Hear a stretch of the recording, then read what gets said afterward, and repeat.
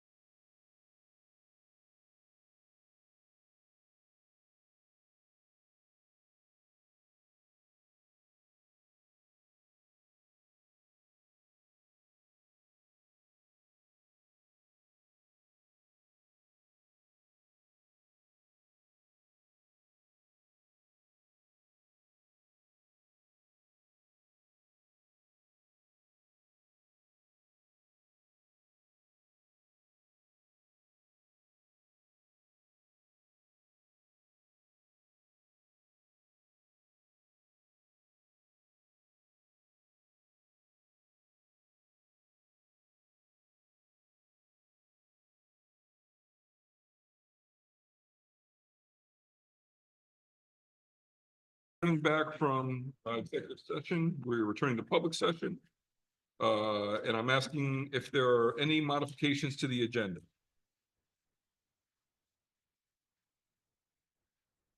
Hearing none, we'll continue with our agenda, and that is brings us to public comment. I believe we have 2 people signed up for public comment. My apologies in advance if I mispronounce your name. First, we have someone joining us virtually, Victoria Kraft Locks. And again, please let me know if we've mispronounced your name. Hi, can everyone hear me? Yes. Great, thanks. Hi, my name's Victoria Kraft Lux, and I'm a parent of 2 children at Caroline Elementary School. I wanted to speak to the board tonight because I do not understand why ICSD did not delay the start of school today. I'd like to ask the board to update the policies and procedures for ICSD so that we do not have students and staff put in a dangerous situation like this again out on the roads. The weather this morning was not extreme weather that hit to our region unexpectedly, which is what the text from the transportation department said when they announced all buses were paused at 7:20 this morning. It was a predicted snow squall that the National Weather Service issued a hazardous weather outlook for Monday, and again Monday night, saying a band of snow squalls will move through the region overnight into the morning rush hour Tuesday. A quick half to locally 2 inches of snow could fall in less than an hour with blowing snow as well. The National Weather Service then issued a whole series of snow squall warnings for Tompkins County starting at 5:30 in the morning. They were saying a dangerous snow squall is located along the line from Herkimer to near Newfield. Hazard intense bursts of heavy snow, gusty winds leading to blow snow and rapidly falling visibility. Impact travel would become difficult and potentially dangerous within minutes. They listed Ithaca as one of the locations impacted, and they gave more warnings at 6 a.m. and 7:20 a.m. Multiple districts around us announced a 2-hour delay as well. Dryden, Lansing, and Trumansburg all had a delayed start this morning. We're extremely lucky that none of the school buses on the road were involved in the multiple accidents throughout the county caused by poor road conditions this morning. We ended up with buses with students on board pulled over for half an hour waiting for road conditions to improve. And then students who had not been picked up yet were just told that bus service was resuming slowly, and it was expected that they would wait outside indefinitely to get picked up by the delayed buses.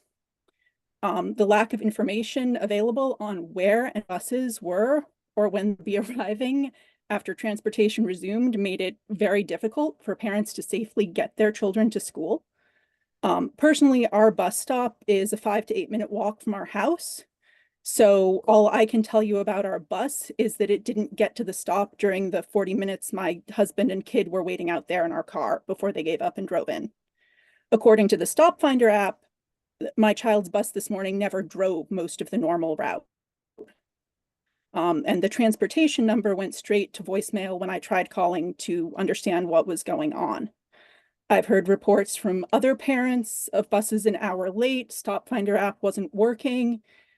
Parents gave up waiting and drove their children in, and some parents kept their children home because there was no safe way to get them to school. I do want to thank all of the bus drivers and school staff for their best to keep our students safe during what I'm sure were some very stressful moments this morning. But in closing, I ask that you reevaluate the ICSD policies and procedures so that school is delayed or canceled when there is severe weather, which makes it hazardous for students and staff to get to school. And that the transportation department clearly communicate with families when they can expect delayed buses to arrive at bus stops. Children shouldn't be Thank waiting you. on the side of the road indefinitely in bad weather. Thank you. Thank you. Our next speaker is Jonathan Bates, who I believe is in person. Hello. Jonathan, if you don't mind, if we can have you come to the microphone, just because people at home can hear you as well. This one right here. Please. Hello. Yes.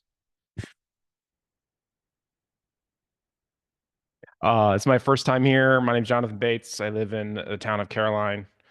I think I'm coming here with at least two hats. Well, the third hat, I guess. The first hat is a child in the school system. And the second hat is I'm on the town board of Caroline. So I'm coming as a public servant, like you all. Thank you for being here tonight. A few people I'm connected with in the community are very concerned about the threat of raids on the school system. This is since the executive order has been put forth, where schools and churches and other public places are now free game for federal raids. I noticed tonight there's a resolution to pass a safety plan. I don't know what part of that plan might address this issue, but it's an important issue to consider. I did hear tonight that there were raids in New York on farms. I'm part of the Extension Service, and so it's already happening in our state. It's already impacting our local businesses and people's families. And so just want to make sure that that's on your radar, and that's an important thing to consider. Is a lot of people out there are very scared right now, and I think it's important to address it as a school district. So thanks for having me here tonight. Thank you, Jonathan. That is all the folks that are signed up to speak. Board responses.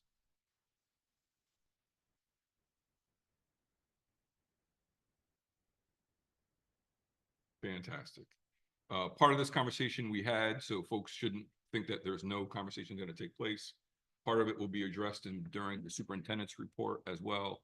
And later in the meeting, I'll give a small statement about the question that Jonathan raised in regards to ensuring the safety of our families and our communities. And so both will be addressed. It just may not be addressed right here at this moment. Student reps. Welcome, Ithaca High School and LACS.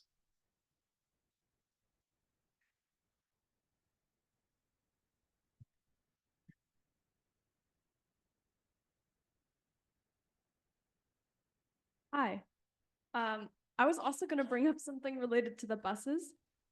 This morning was crazy. It must have been a true nightmare for the bus coordinators who had their hands very full getting everyone safely where they needed to be. There were several bus delays which weren't communicated very well. The messages that did go out were inconsistent and non-specific. Some buses arrived perfectly on time. Some arrived an hour or more late. The people affected were not all specifically notified. And also notifications were only sent out to parents and not to the students affected. And lots of people's parents go to work earlier than the students get to school. So the students were standing out there for a long time and they had no way of knowing that their bus would be late. This was chaotic, confusing, and a very cold experience. So if there's a default system for sending delay alerts to people, I think it should be improved so that students receive the alert themselves, or at least a specific list of the delayed buses sent out to all students and caregivers. Because in that situation, it's also nice to know if your bus will be right on time, just to be able to plan on how to get to school. Regents Week went well. 11th graders took the English Regents on Tuesday, and seniors presented their math PBATs, I think, on Thursday. There were productive student-led conferences on Thursday and Friday, and the 6th graders had a great week of half days. I admired their science fair projects lined up in the upstairs hallway while I was there for my conference. Very sweet. Yeah, so going more into the PBATs, recently English and science PBATs have begun. PBATs are, or performance-based assessment tasks, are the ACS equivalent to the Regents exam, although you still need to take the English Regents. So those are underway. As Emily said, seniors presented their math PBATs if they didn't do them last year, Wednesday and Thursday. I have quite a few friends who did it, and they all passed with flying colors. So yeah, and the PBAT it's a great opportunity to, expand your learning and to really step outside your comfort zone and defend something that you created. So it's a very unique opportunity. Yesterday we started our new semester. There's a variety of new classes underway specifically for middle school students. There's Shakespeare, journalism, food and culture, and those are just a few of our humanities courses. And all things are looking pretty good as of now. And finally, this week family groups have been reviewing slides around our mission statement at LACS. For those of you who are familiar with it, our mission statement is now 31 years old, and I actually wrote a proposal that would update it to better reflect our current community.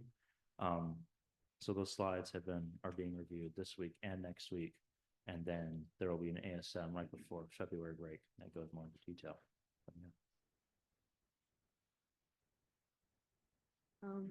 So as you might have heard, the tech classroom trailers are done. They're in and they're being used. We've received positive feedback all around, but one particular feedback is that the students who are in the band, orchestra, and choir classrooms that have to walk to a building are very happy now that the walkway is open because it was under construction and closed. It just makes it easier and faster to walk to classes in the main building or vice versa.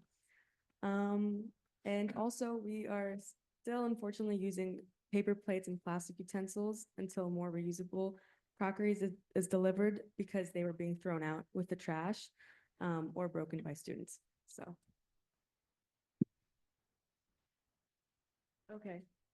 Just to add on to the technology classes, so we finally moved in. It's very happy, and in these classrooms, we have access to like lathes, 3D printers, laser cutters, and more. Although the printer is broken, but it's currently getting fixed. So, also the technology clubs in ICSD like Code Red Robotics, TSA, and Vex are hosting their open house on February 4th from 1 to 4 p.m. for all members of the community. So, for example, Code Red, as we're preparing for a competition in March, we'll be hosting build tours so that kids and like parents can see us assembling the robot, programming, and doing CAD in real time. There'll also be old robots driven by us and like open to the kids where people can ask questions about the robots and interact with them head on. And we'll also be setting up catapult stations, volcano simulations, and there's also be robots from Cornell coming up here. And there's a lot more stuff. So this is a great time for everybody to just like explore their potential interest in the STEM fields. And so we highly encourage everyone to come. We should have mentioned this earlier, but midterm week went pretty smoothly. The 4 days, there was a set schedule, and I think it was followed pretty well. and second semester started yesterday. So it's also peak season for a lot of clubs at IHS. And so the music program, there are students being invited up at to Ithaca College to perform with students from all across our region, and then they're going to put on a concert. So that starts on Friday. And then there's also going to be a Science Olympia tournament hosted at IHS this Saturday. So one of our teachers here is hosting it for the whole southern tier. And so we're going to have 20 schools come to our school. So that's great. And we also want to say stuff about snow. So it was definitely a very snowy and some like problems that my peers were telling me about was standing at bus stops for 30 minutes and having to go in nearby homes just because it was so cold, and then also barely arriving on time for first period when they were supposed to get here before zero period. And we understand that was hard to prevent because of sudden heavy snow coming around 7. But I thought that was just something to mention. But I think the larger problem today was that the paths weren't cleared for our school. And so a lot of students are needing to exit buildings when they go to classes because of how our school is designed. And the accumulation of snow, especially in the quad, was very difficult to get through in the morning. And also the sidewalks and the crosswalk between the parking lot and the bus lane weren't visible this morning. And so we're hoping just that area is cleared for safety. And we were also gonna ask, we were wondering what would happen if ICE agents show up to our school or any building in the district. And so we'd be happy to hear it talked about today. Hey, everybody. So a couple things here. First of all, I finally have a recycling update. We've basically been working together with Mr. Shine, a tech teacher, and Ms. Hardesty, our principal. And it looks like we're going to be making a video shortly. The outline has already been created and sent, and it's going to be produced by a group of video production students within the next several weeks, and then disseminated out to the entire school via a combination of the student hub and asking teachers to pause class in the middle of what's likely going to be third period to show a very quick video about this. The IHS Chorale is soon to be taking a field trip to middle schools in order to spread excitement about music and joining the choir. And these events are always really great and haven't been able to happen consistently since before the pandemic, so it's nice to see them back. The Climate Justice Alliance will be attending a conference of other high school aged environmental advocates in early March. We will speak with New York State elected officials lobbying for the passage of certain specific elements of climate legislation. There will also be a march in support of environmental reform. And last year, the district brought 16 students. This year, we'll be sending more than 30 students from IHS and LACS combined. So it's really blossomed into a bigger program. The Collaborative Solutions Committee of Student Council, which I mentioned last time, has corresponded with counselors since the last meeting, gained useful information about the scheduling process, and is in the process of reaching out to middle school counselors in order to make that aforementioned instructional video to 8th graders about scheduling for high school and the general process by which you transition from your middle school schedules, which have changed significantly over the past several years, to a high school scheduling system. Great, thank you, student reps. Any board responses?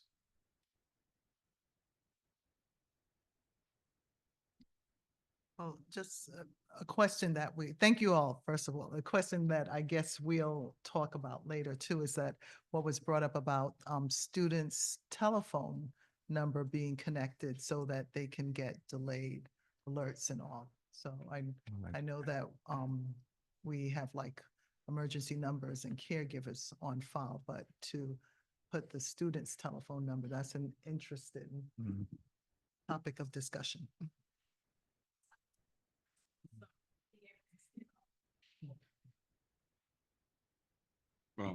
I'll just follow up with my colleague Karen. The first thing I wrote was like, can we even text students? But that raised a different question, but there's other modes of communication. So we'll follow up by that. I'm sure we'll hear more during Dr. Brown's presentation. To Claire's point, I never miss an opportunity to say it. I still don't know why we built a California style high school in the Northeast. It's been a topic of conversation for going on close to 60 years now. Here we find ourselves, but I can appreciate that. Thank you. We'll follow up with that. I guess at this point in time, it probably makes sense to say something about the question that Claire also asked in terms of what should happen should federal agents, let's use that phrase for the time being, show up at ICSD schools.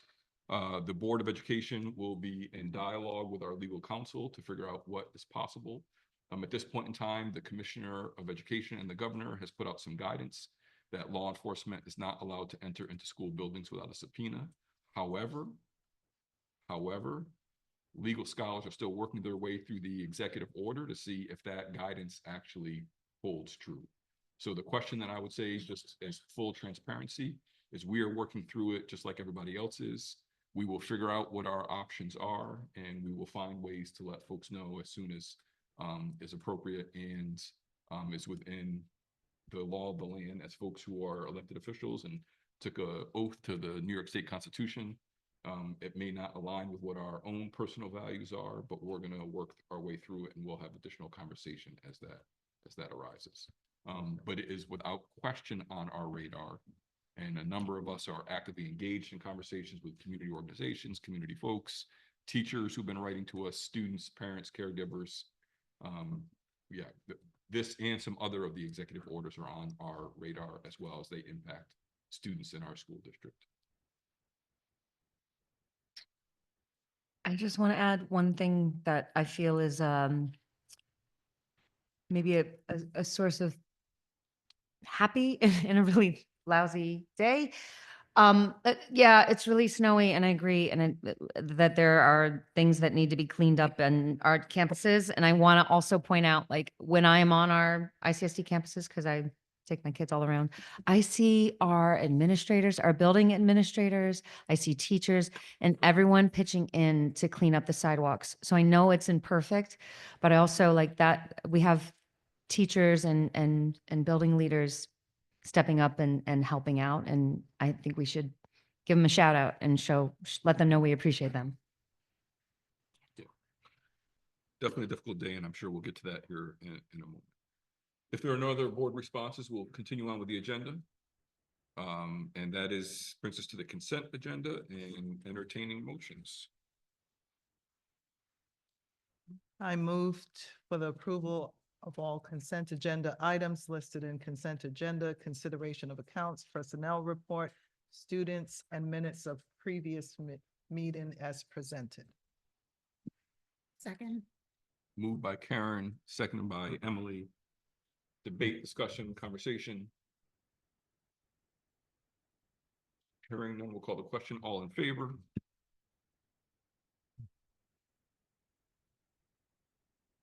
I am abstaining, and one abstention. Fantastic. That brings us to the superintendent report. Sure. Dr. Brown, there is a lot of questions that have been asked your way, and so we'll I tried to capture grant it. as much time as you Thank- need. Thank you for the opportunity to present, Professor. First, we've talked at Human Resource Committee and other committees about our collective bargaining agreements, and this year, the need to negotiate with various organizations and collective bargaining units. I just want to say publicly, thank you to the leadership of those groups. We've had very constructive conversations and dialogues, and in some cases, tentative agreements, so thank you. Those are not easy to get to, and when we get there, it's important to recognize it. And a special shout out to Catherine Sanera and her leadership team for the Ithaca Teachers Association. We're in the midst of the process right now. And I'll be the first to say, I know she's going to follow up as well. It's a very constructive and innovative approach to negotiations. We have agreed to have very open, transparent, and even public negotiations going forward. And when I say public, we mean public. It'll be something, and I'm saying this very slowly so people will hear it. It'll be something that will be live streamed and shared and recorded for everyone to see.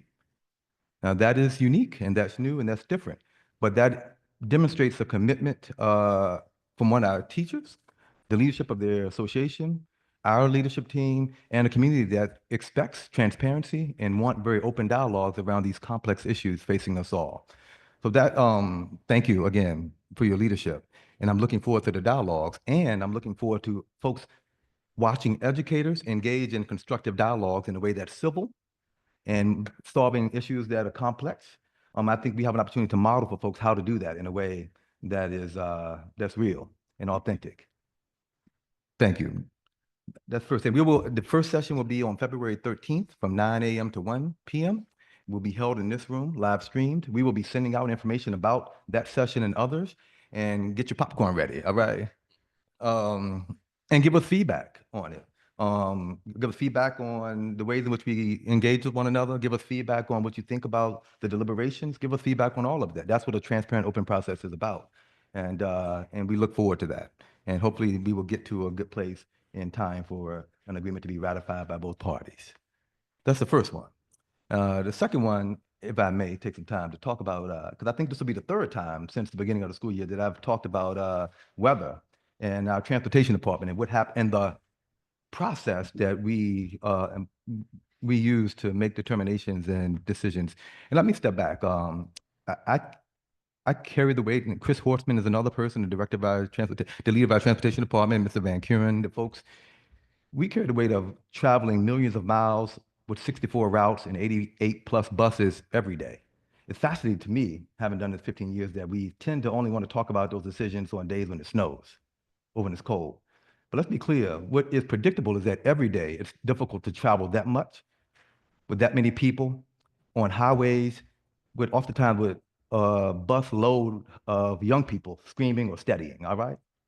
So every day I wake up with that pit in my stomach about what's going to happen or not happen on a bus. There are accidents on days when it's sunny, on days when it's snowy, we can find ourselves in a ditch.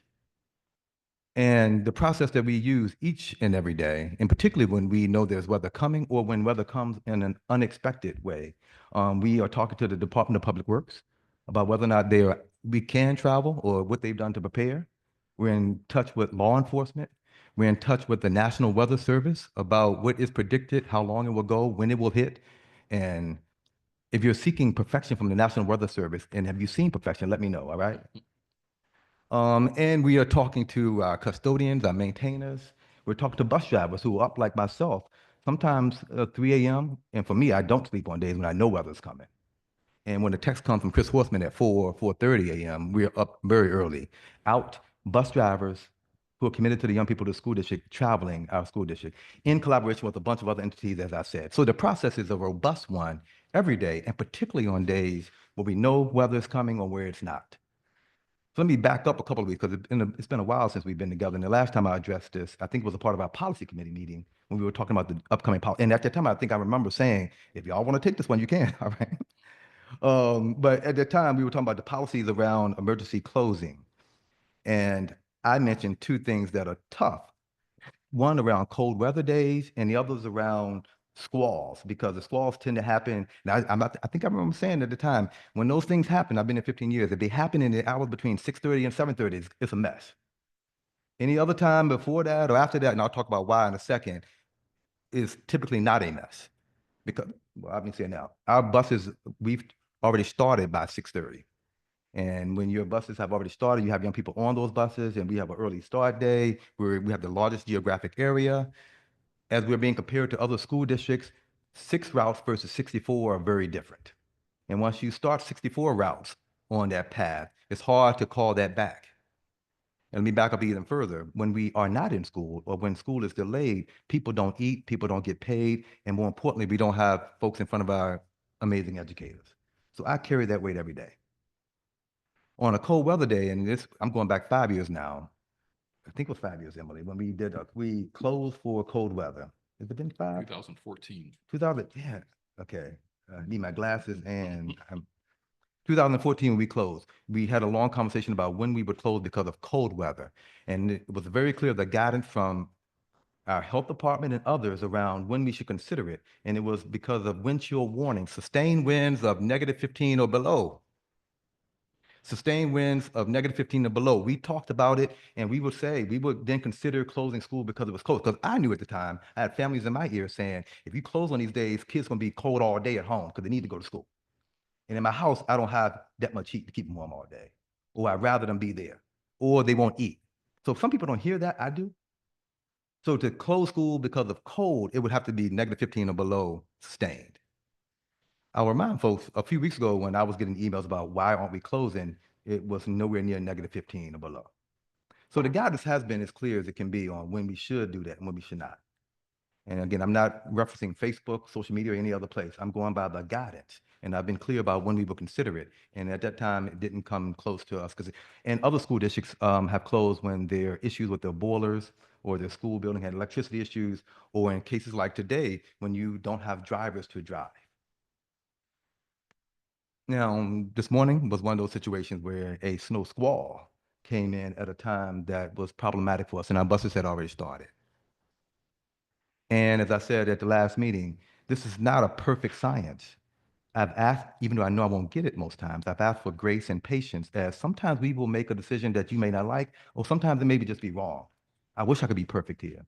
And today, there's nobody in this community who was more emotional or upset or scared than I was when I was driving at that time, knowing that I had 5,500 young people and families from all over the region who were on the same daggone streets as I was. So I feel you. The day was, if I could look into something that would allow me to foresee the future, I would have probably said 2 hours delayed or closed. But I didn't. We didn't. And it was based on the conversation I had with our transportation director at 4:30, then again at 5:30, and then again at 6:30. And that one at 7:30 was a tough one. So that is the process. I can talk about this with anybody who wishes to have a conversation about our processes, the history, the guidance we use, the people we talk to. And I will also say in this community, the emails I got today and the emails I've gotten over the 15 years, there are folks in different places on this conversation and continuum. There are folks who want us to never close school, and they give me lectures as the person coming up from Virginia and the Southerner. We don't close schools in this Northeast because we shouldn't have to. And some of those days when we have 14 or 15 inches, so they still are giving me the email saying we should never close schools here. Some of y'all, I don't want to call it old school, but some people think like that. And there's some folks who say if there's a forecast of any type of bad weather whatsoever, you close no matter what. So we have folks in different places on this continuum. And I'm down for, and please bring me the constructive conversation about all, irrespective of where your belief systems are. I want to hear that. But what I don't want, because the conversations and the emails today were very specific about me, transportation officials, our director of transportation who was out this morning, he was a great person, that we don't care about kids or we don't care about your safety, or we are doing this recklessly. I'm going to interrupt that because that's one, is not true. And more importantly, it's just mean. So we care. And I carry that weight, and I've been carrying it for 15 years about the safety of young people on our highways and byways and on trips and on snow days. And I always will. So I'm not going to listen to people talk about me or Chris or anybody else saying we don't care. We do. Now, we can be wrong, and I was wrong today. Thank you for the opportunity, Mr. Professor Bradwell. Thank you, Dr. Brown.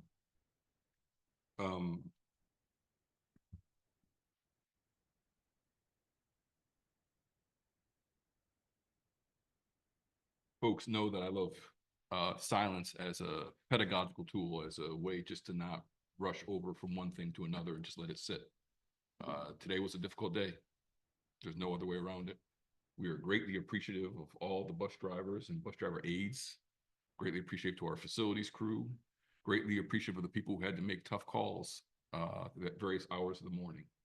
It's a difficult day. We'll learn some lessons. We'll proceed from there. But to that point, hopefully as a community, we can do this with love, caring, and empathy and provide it some grace. And so I recognize that there are multiple factors that go into days like today. And so I appreciate you walking us back and giving us some context of the process as well. Keep it moving, board members. Fantastic.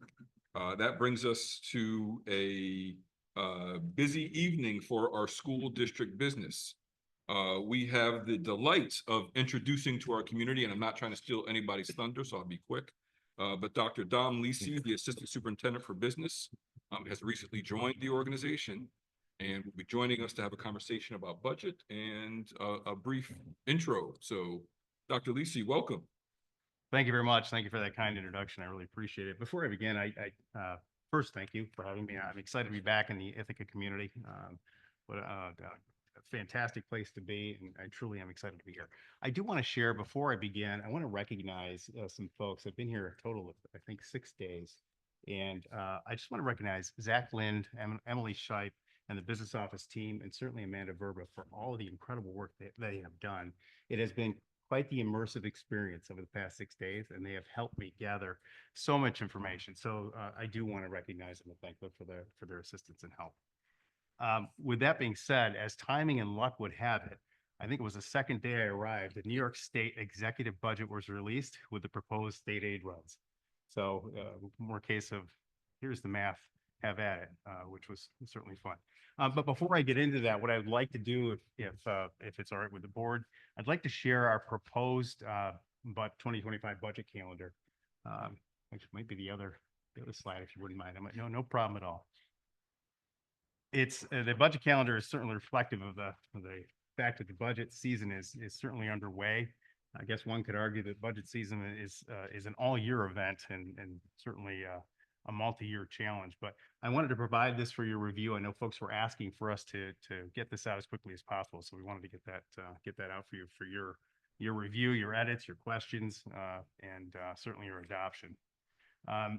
Although these are often considered a living document, one of the things that I wanted to share with you are some of the, I know this has been a format that you're familiar with, but what I wanted to share with you are some of the legal obligations we have associated with the budget process, and we've added those to the calendar. And I'll draw your attention specifically to April 22nd. That is not a scheduled Board of Education meeting. It's we're hoping for a special meeting on that particular date.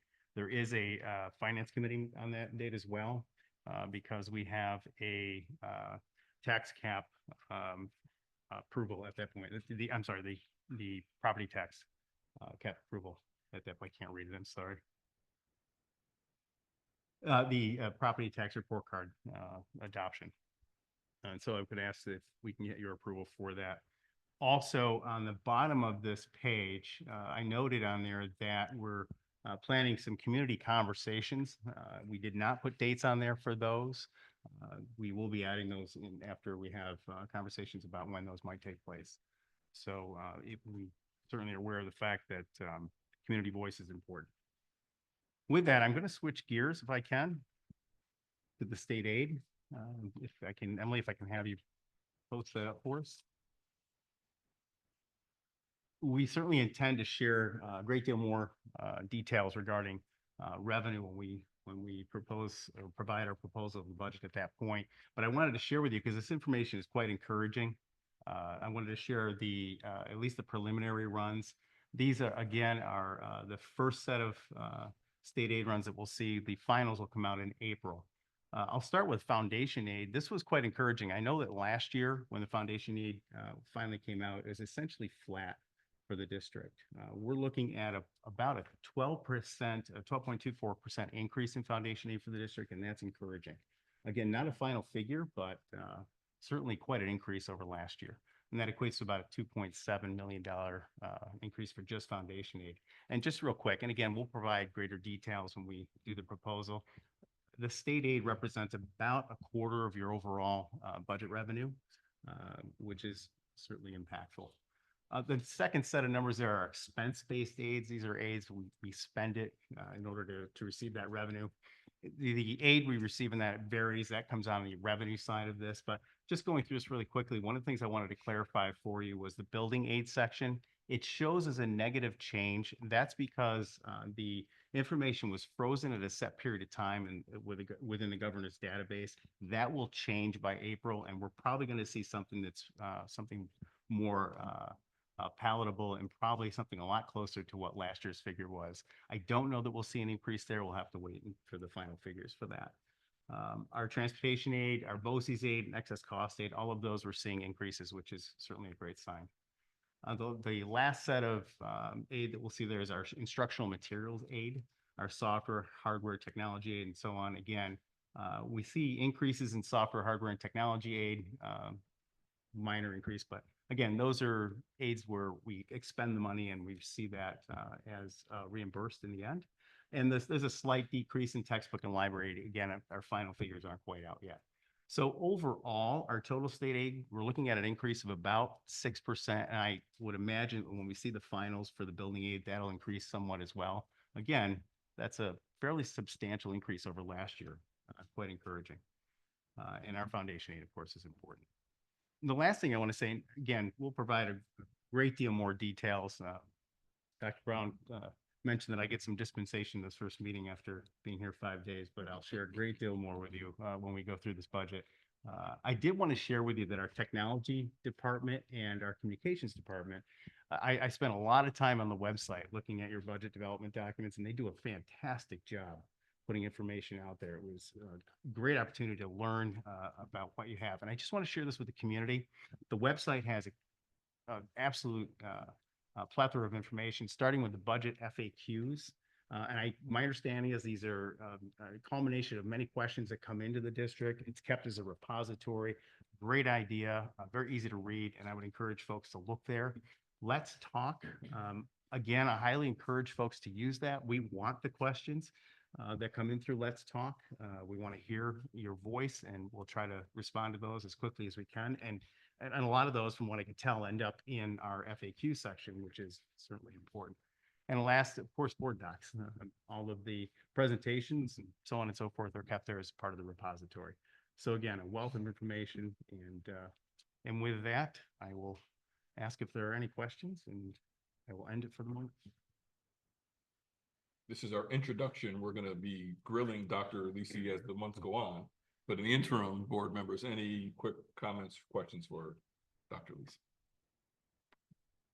Just hello and welcome, and thank you for being here. Thank you, my pleasure. One question I do have is, and I know it's too early to tell, right? And so I really appreciate that we're still being cautious because we know the final state runs haven't been provided. Sure. But can we presume that the change in foundation aid may be a result of the change in the foundation aid formula? Or are there other factors that are playing a role? I don't know that I want to comment on that Understood. yet. Yep. I think I want to look at our factors first before looking at it. I don't think it is, but I'm not entirely sure yet. I appreciate that. Dom, pro right. I don't want to comment yet. I learned from the best. Any other board member comments, responses? Yes, please. Yeah, I just wanted to say from the finance committee perspective that you are very welcome. Thank Very glad to see you. Thank you. Thank you. And I also want to join in thanking Zach Lind and Emily Scheip and others who have carried extra water over the last few months. Thank you to them as well. Fantastic. Very good. Thanks Thanks so so much. much. Soon. All right. Brings us to our next agenda item, 10.2 ICSD metrics and accountability. And I believe this is you, Dr. Brown. Yes, and I'm going to invite Lynn Klankowski down, and to also remind Dom his honeymoon period is over now. Yeah, that was. Thank you, Lynn. And I'll begin by saying thank you to Dr. Krantweiss. I think you were the inspiration for me to move forward with the state of this district website that I want to present and share with you all this evening. And it goes back to last year. You gave me and us time on your curriculum committee agendas to talk about data and where we were. And at the time, you asked us to focus in on equity and excellence and how we'll be meeting both of those district-wide goals, and to put forth metrics and data that revealed it. So, and we did that throughout last year. And as we did that, it pushed us to reflect. It pushed us to capture information in different ways, to create new narratives. And then we had last spring, and there were many public comments. We saw things written. And again, thanking you for your inspiration. I heard people, even after having those conversations at each one of your meetings about where we were as an organization, people were using words like failing, or not doing as well with academic excellence, or our approach to meeting the needs of all learners, particularly our learners who are the highest achieving, was not the same. And I said, and like all things with good educators, we validate and affirm first. I heard that feedback. I see people who bring that energy, and I thank them for their engagement. I welcome that kind of conversation. If you're taking time to look at our data, if you're taking time to come to public meetings to talk about our data, thank you, because we need that type of engagement. That's validation and affirmation. I'm from a family where I went to board meetings beginning in middle school every single Tuesday with my mother, and she had that same energy. And she said the same things at meetings. Your schools are failing. My kids aren't having their needs met. They're not showing up well in your data. They're not representing your curriculum. So as a person who's heard that all my life, when talking about schools, I hear you and I feel the energy. And unlike Lucille, she would say it for 3 minutes at a public comment session, and nobody ever said anything to follow up. I vowed from the validation and affirmation, one, say thank you for bringing that energy and your questions and your conversations about schools. Thank you. And I'm going to shift to, and then folks, Catherine and others who've been through our program here, we get to the building and the bridging. So now what will we do as a community to give information, educate, and make sure we're having the same conversation and a conversation that will be constructive and to build so that everyone can navigate this academic environment successfully. That's the building and the bridging. So after thanking people for saying things like we're failing, that schools aren't doing as well, and some folks said the exact opposite, but everybody, I want to say thank you. And as I invited folks last spring, when we get to the building and the bridging, I'm going to bring my data portfolio to the table, and I will invite you to bring yours as well, so that we can compare data points if that's what you wish to do. And no one's taking me up on that offer to build in the bridge, but that's not going to prevent us from coming to the table to put our data portfolio in front of you. So this is the building and the bridging. And what we would, and we're doing it in the form of a state of the district, I don't want to say a state of the district address, but a state of the district website. And what I was hoping to do, and this is on our website very prominently, we will send it out in our newsletters, we will highlight it as a news story, but I'm asking everyone to peruse the information and the data here as we will start to do tonight.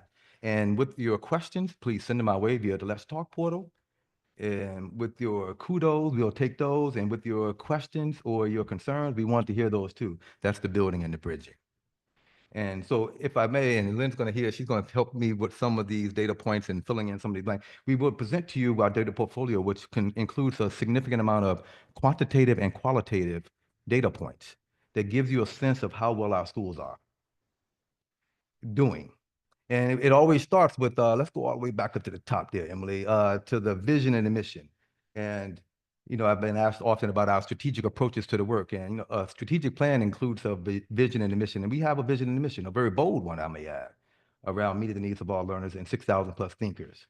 And so we start there with vision and mission. And as folks have seen over the years, in lieu of a traditional strategic planning process that typically involves a cohort of people coming together to come up with a new vision and mission, then some metrics and some strategies, and then it sits in a 3-ring binder on a shelf, and it's typically done every 4 or 5 or sometimes 10 years. We've taken a different approach to strategic visioning and strategic planning. We've come up with a vision and a mission. We have some metrics, as you will see, and over the years, we've come up with individual improvement plans or strategic plans for different areas. We've had a literacy plan, we had a special education plan for a while, an inclusion plan, we've had a plan for mathematics, we have an annual professional development plan. So as I'm thinking about this website, we may want to link to all of those individual, what one would call a strategic plan. And in our case, I would say it's much more nimble and flexible because it's not something you're paying a bunch of money for a facility to come in and do every 5 or 10 years, and you can't really change it. The people who were doing strategic plans before the pandemic, or right before the pandemic, had to throw all of them out the window because they changed overnight. In ours, we were able to be nimble and more flexible. And you'll see some of those elements here in a second. So the first part of our, what are we doing as a district? We talk about vision and mission. We talk about the board goals. We talk about culture of excellence, equity, and communication. And you'll see how our metrics that we are presenting to you all are aligned with those Board of Education goals. And then the Learning Forward ICSD. That's in addition to our mission and our goals, we have focused in over the last 6 years, I believe, on those key elements. And we've also tried to align our metrics and what you're going to see later to those anti-racist curriculum for all students as partners and leaders, educator identity work, and structures of support. Going down, you can click on Learning Forward. Each one of these things, you can learn more about Learning Forward ICSD. New York State Education Accountability Status is one indicator that we monitor. And I'm gonna ask Lynn to talk about where we've been and where we're going, but we've had an interesting relationship with New York State accountability statuses over the last 15 years.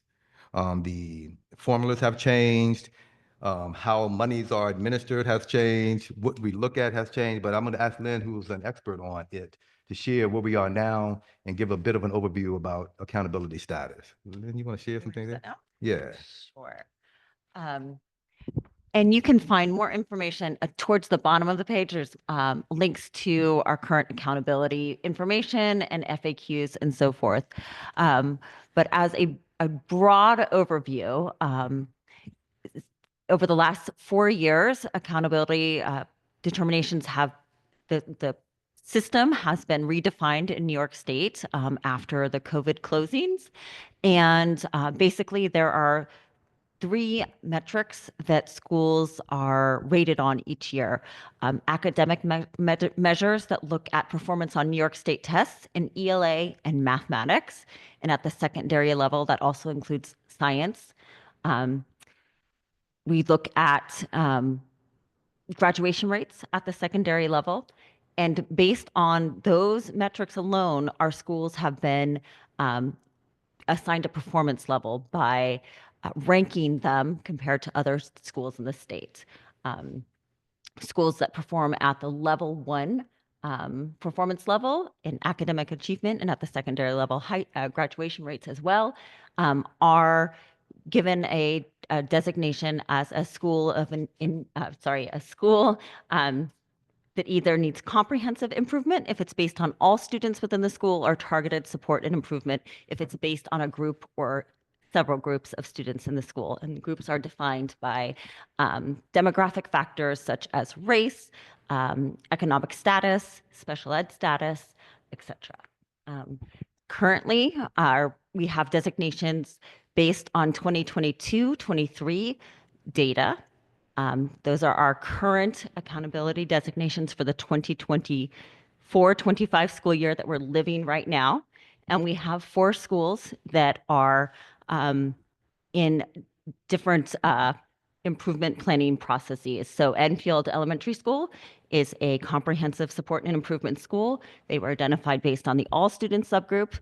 And then we have BJM, Boynton, and DeWitt, who are all targeted support and improvement schools based on groups of students in the school. You can see up on the website there the groups that are identified in each school. And I want to call out just the numbers of test results that are used to make these determinations. So we can see that Enfield's designation is based on 69 students and 123 test results. BJM, we're looking at 92 students and 121 test results. Boynton, 32 students, 39 test results. DeWitt, 32 students, 41 test results. I share this not to minimize the need for improvement, but also when we talk about a system as a whole and talk about failure, I struggle to give that term to our system as a whole when we're talking about numbers this small. There are school students that we are not serving well and we need to do better, but there are many, many, many students that we are serving very well. Thank you, Lynn. And again, the ways in which the state formula has varied, we've also learned that our school district is a part of a small cohort of school districts that have the kind of demographic makeup we have. And frankly, enough students in some of these membership groups to be counted. And then when you're looking at needing to identify for federal funds, a 5% of schools in New York State, at times I've wondered if we have 5% of schools in New York State with the kind of demographics we have. So anyway, that's a deeper conversation and we can spend more time. We've talked about that at other times. We just wanted folks to know there is, and in no way do the state even refer to schools as failing. They talk about targeted support and improvement and continuous improvement. So that's our statewide accountability section of this website, and folks can go there for more information and accountability information. You want to move up some more, Emily? Moving along. Or yours. Now we're in to some data points here. And again, going back to the validation and affirmation, before I get into the numbers that I want to just highlight here, our young people are awesome. They're brilliant. Our young people have thrived and survived a pandemic, multiple pandemics. And nowhere in here do we have an asterisk saying that we're coming back after a pandemic. But I just want to make it, it's important if folks are going to talk about need to continually improve or talk about what we need to have our targeted efforts, first start with how great our young people are and how much joy and brilliance they bring, and our educators who are doing this hard work every single day. Now, we'll drill down on a couple of district enrollment, for example. If we can click on district enrollment, it's important for folks to see where we are.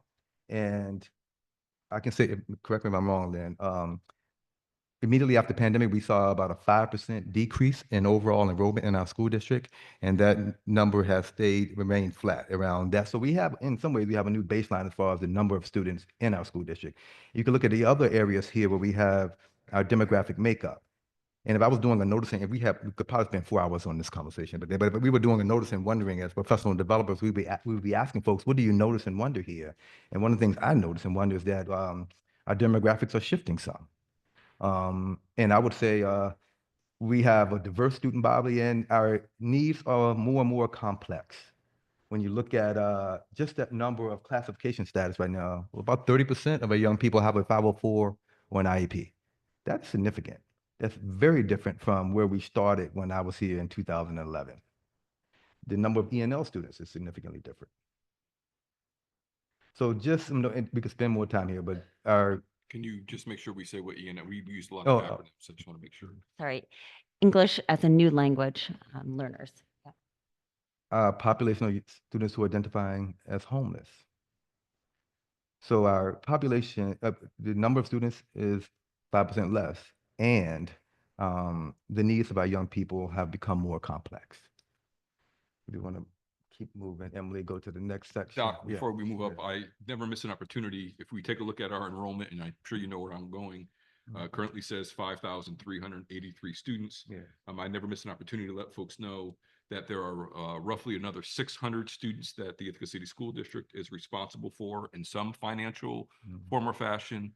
Homeschooled students that may need some form of transportation or need a service, students who are attending New Roots Charter School, students who are at Montessori or at Waldorf, but still require financial support from the district. And so while the 5,383 are students within our building, is a larger population that we are financially responsible for as a district. And I will continue to say that because I think sometimes people I think it's an important data point for folks to know. And we will get to per pupil expenditure at the end too, because that's a number that people always ask about. And it's based on the number of students we serve. Let's go to, I'm gonna skip around some because we could spend all day. You can click on budget development. We're gonna talk a lot much more about budget, but you can follow what we're doing, where information is. We'll be updating that much more in the coming weeks and months. We can go back. Let's just dig into a couple of those notable happenings. Anti-racist curriculum for all. You know, last year, Lynn and the curriculum committee talked a lot about the pilot programs and our need for a district-wide approach to phonics instruction and comprehension. You want to give an update on where we are this year and how that's gone? Sure, absolutely. So teaching kids to read, right, is probably the most anti-racist thing we can do, teaching all kids to be skilled readers. And the work that we did last year in terms of elementary curriculum, piloting and adoption has moved us, I think, in big ways towards having a common approach and scientifically backed approach to teaching students to read. We have adopted a new curriculum in grades 3, 4, and 5 that is focused on reading comprehension, so ensuring that all students have the opportunity to engage with grade level complex text on a daily basis to learn how to read, think, write, respond to those texts. Magnetic reading was selected by our educators after reviewing several different programs because of the quality of texts and the engaging and culturally responsive nature of those texts. Kids love them. They really do enjoy reading them. Teachers have shared that kids are asking for all of the texts in this program are excerpts, so you're not reading the whole text. Kids are asking teachers to purchase the entire book so they can continue reading it. So that's really exciting. We've had an assessment in place in grades K through 5 called the Fontes and Pinnell Benchmark Assessment for many, many years that has been really debunked as a valid and reliable way to measure students' reading. And there's lots and lots of information in the media that you can listen to learn more about that. But we evaluated a new assessment last year. It's called M-Class. It's based on Dibbles 8, which is out of the University of Oregon. It has many years, decades of research around it. It is a nationally normed assessment that is really allowing us to get a strong handle on students' literacy skills at the K through 5 level, or really the K through 6 grade levels, so that we can not only identify students who may need extra support, but it gives us the tools to be able to provide that targeted support. So it's an instructional tool as well as an assessment tool. And then finally, at K2, we are continuing our really great reading, our phonics-based instruction for all students. And after visiting all of our K through 2 classrooms last spring, we are at the point now where that really is happening universally for all kids. So that has been a 4+ year commitment and initiative, but all students are receiving strong foundational skills instruction in K2, and we are piloting this year 2 additional programs to identify the curriculum that can round out our K2 literacy program with comprehension work and writing instruction for all students. Thank you, Lynn. And I want to underscore, each one of these sections here has that level of detail about the work that we're doing. Students as partners of the leader, you can read about our restorative practice work, educator identity work. You can read about the micro-credentialing program that's well underway, and we've had dozens of educators participate in, something that this community came to this board meeting asking for a decade ago as a wish or a vision for the work. It's now in place and up and running. Structures of support, you can read about everything from our project innovation, which has grown and you've continued to support, to the meals we're providing to young people for free, and which our governor, I recently read, wants to have across the state. So again, qualitative information, but if folks always, it's one thing to see the numbers and the metrics we're going to get back to in a second, but what is the work that's leading to it?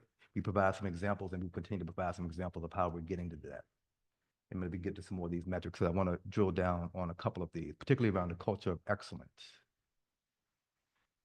And we have an annual survey, a climate survey, or a goals and priorities survey. We've asked very specific questions to give us an indication of how our young people, our staff, and our community think about our schools. I won't go through all these. We presented this once, but I would ask folks to look at what people are saying about our schools. Everything from the ways in which we're communicating to whether or not young people find the curriculum relevant to their lives and beyond. There's some areas for us to improve, but I'm also seeing some bright spots and some improvements from the first time we administered said survey. If we can go down, Emily, and drill in on, we'll do co-curricular first and then AP enrollment.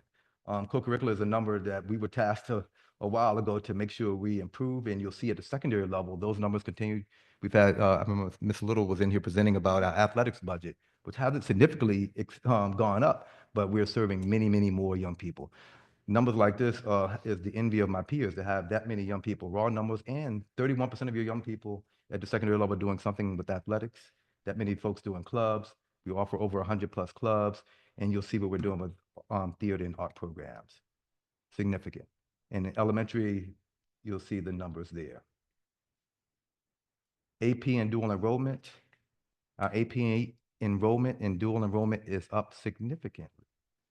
Lynn and I we've been searching nationally for a peer group that has that many young people. 66% of the young people at our secondary schools participating in the AP and dual enrollment program. Just that raw number alone is something that's noteworthy. And then if we think about how many are taking the AP exams and how they're scoring, our numbers outpace anyone we've been able to find. And Lynn, I think you can break it down even further as far as the average score and the average score and the number of 4 and 5s, if you can share some national and state data. Absolutely. So you can see up there for Ithaca City School District in 23-24, we had 463 kids who took one or more AP exam, 380 exams total, with an average score of 4.0. When we look at the national average score, it was 3.1 or 3.06, and the New York State is 3.14. So our kids are outscoring others on the AP exam. And then when we look at the percentage of exams that are scoring at the 4 or 5 levels, so that's at a very high level on the AP exam. I think traditionally 3, 4, or 5 can convert to college credit. We have 74.5% of our kids, of our exams taken were at that very high level of 4 or 5. That compares to about 40% at both the national and New York State level. So we have lots of kids taking these exams and doing very, very well on them. So kudos to kids, kudos to the teachers. Yeah. And we've been recognized for 10 years in a row by the College Board for increasing the number of young people enrolling in these courses and increasing the diversity at the same time, and having our scores outpace of others in the country. We're one of the few that has had that on. And we're underscoring this because a lot of folks, when they're talking about excellence, they want to point to this data point, and they also point to the number of young people we send off to post-secondary education, colleges, and I've even been tasked to how many are going to the elite universities. Now, we've been thinking about whether or not we put that here because some of that can be identifiable, but I can say to you, we're now sending more young people to the elite Ivy League schools than we've ever done before. And when talking to the presidents of some of these universities, the most prestigious ones in the world, they're saying it's not because we're in Ithaca or location or our affiliation. It's because of the young people and the educators in our school district. So I'm saying that for anybody who thinks otherwise, it's not because we are in a college town and then we can see Cornell from here. It's because our young people have earned it. And anyone saying anything different, I would say it's not validating and affirming the work of educators and the young people we serve.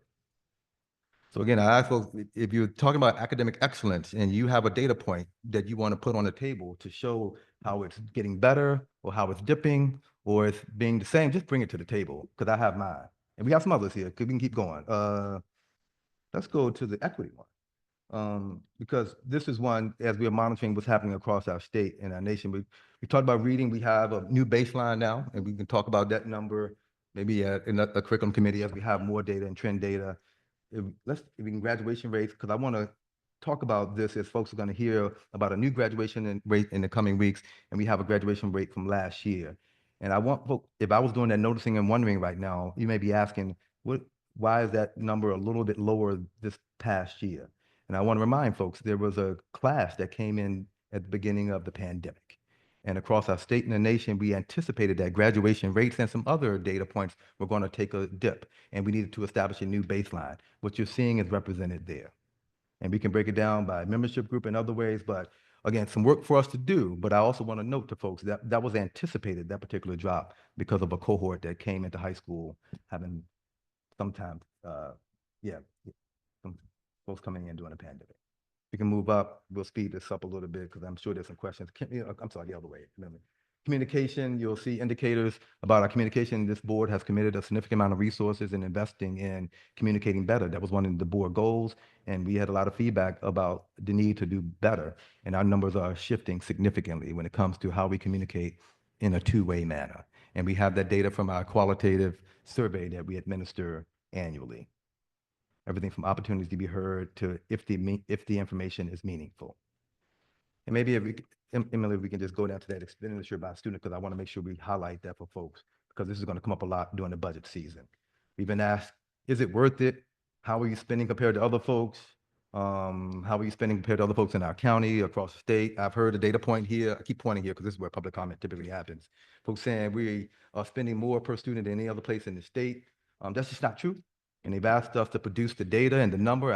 Here's the number here. You'll see how it compares. We're spending per pupil expenditure, which is a number that is determined by our state. It's below the county average and below our county average and below the state average. You'll see what we're spending per student. And you'll see, from my perspective, the board and the community has done a great job of producing an excellent school district that's striving to be equitable and excellent at the same time, monitoring the cost and doing it in a sustainable way.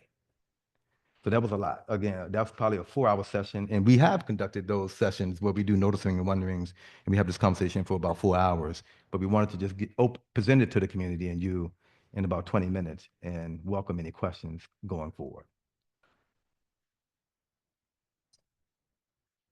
Board members, questions, reactions, comments?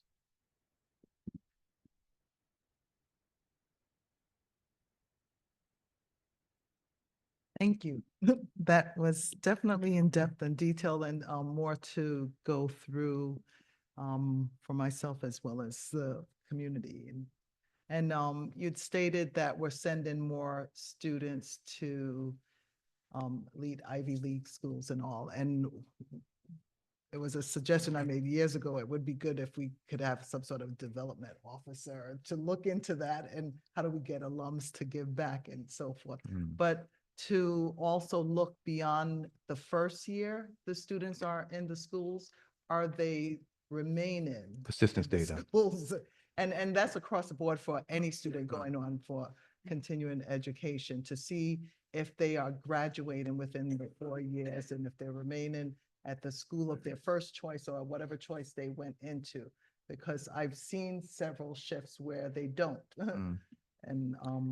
And what do we need to do as a community for post-high school graduation? Yeah, persistence data is typically the young people who continue to matriculate after their first semester in post-secondary education. And we used to get that information from a national clearinghouse, but they stopped it. I haven't seen it in years now. You know where that is now? Yeah, I can pull together what our most recent National Clearinghouse data is. Now, that doesn't include all students, right? It is students that are collected through schools that participate in the National Clearinghouse, but we can definitely pull that together and share with you. Thank you for that. And the magnetic reading curriculum, is it catered to all students, even if they have some challenges around reading, if there's students that may be dyslexic? Yes, absolutely. So that is one thing that the research really shows that for students to become skilled readers, even if a student has a learning disability or a complexity in how they learn, exposure to grade level text and engagement with grade level text is really important because of the type of text structure, language syntax, vocabulary that exists, right? So when we, out of well-intentioned, sometimes we hold students back and give them just text that is their instructional level or what they can decode or read by themselves, that lowers the level of complexity of thinking, of language that students get. And when we do that, we actually broaden or widen the gap between around reading. So having a program that gives educators grade level text and then scaffolds and supports to allow all kids to access that is critical to helping change those trends. Yes, there is certainly work to do, and educators have been providing feedback about ways that we can continue to help more kids be able to access those texts more easily. One thing that magnetic reading doesn't have, for example, is text read aloud. So that is something we are going to do ourselves. So thinking about how we're going to create that collection so that students that are not able to decode it themselves can be engaging with those texts repeatedly by listening to it.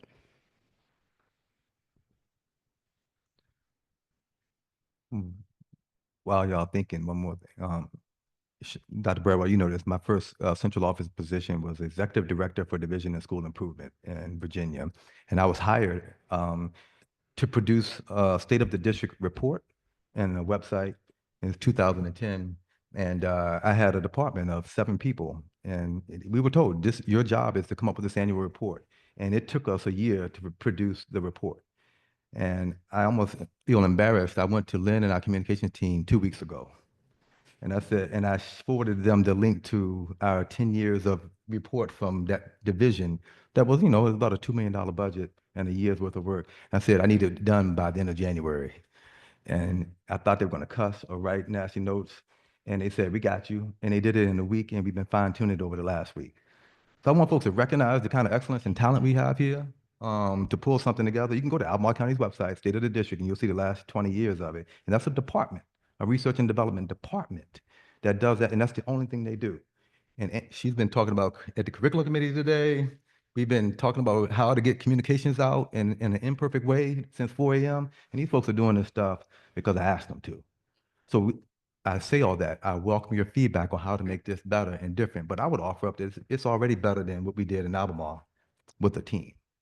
So thank you. Thanks.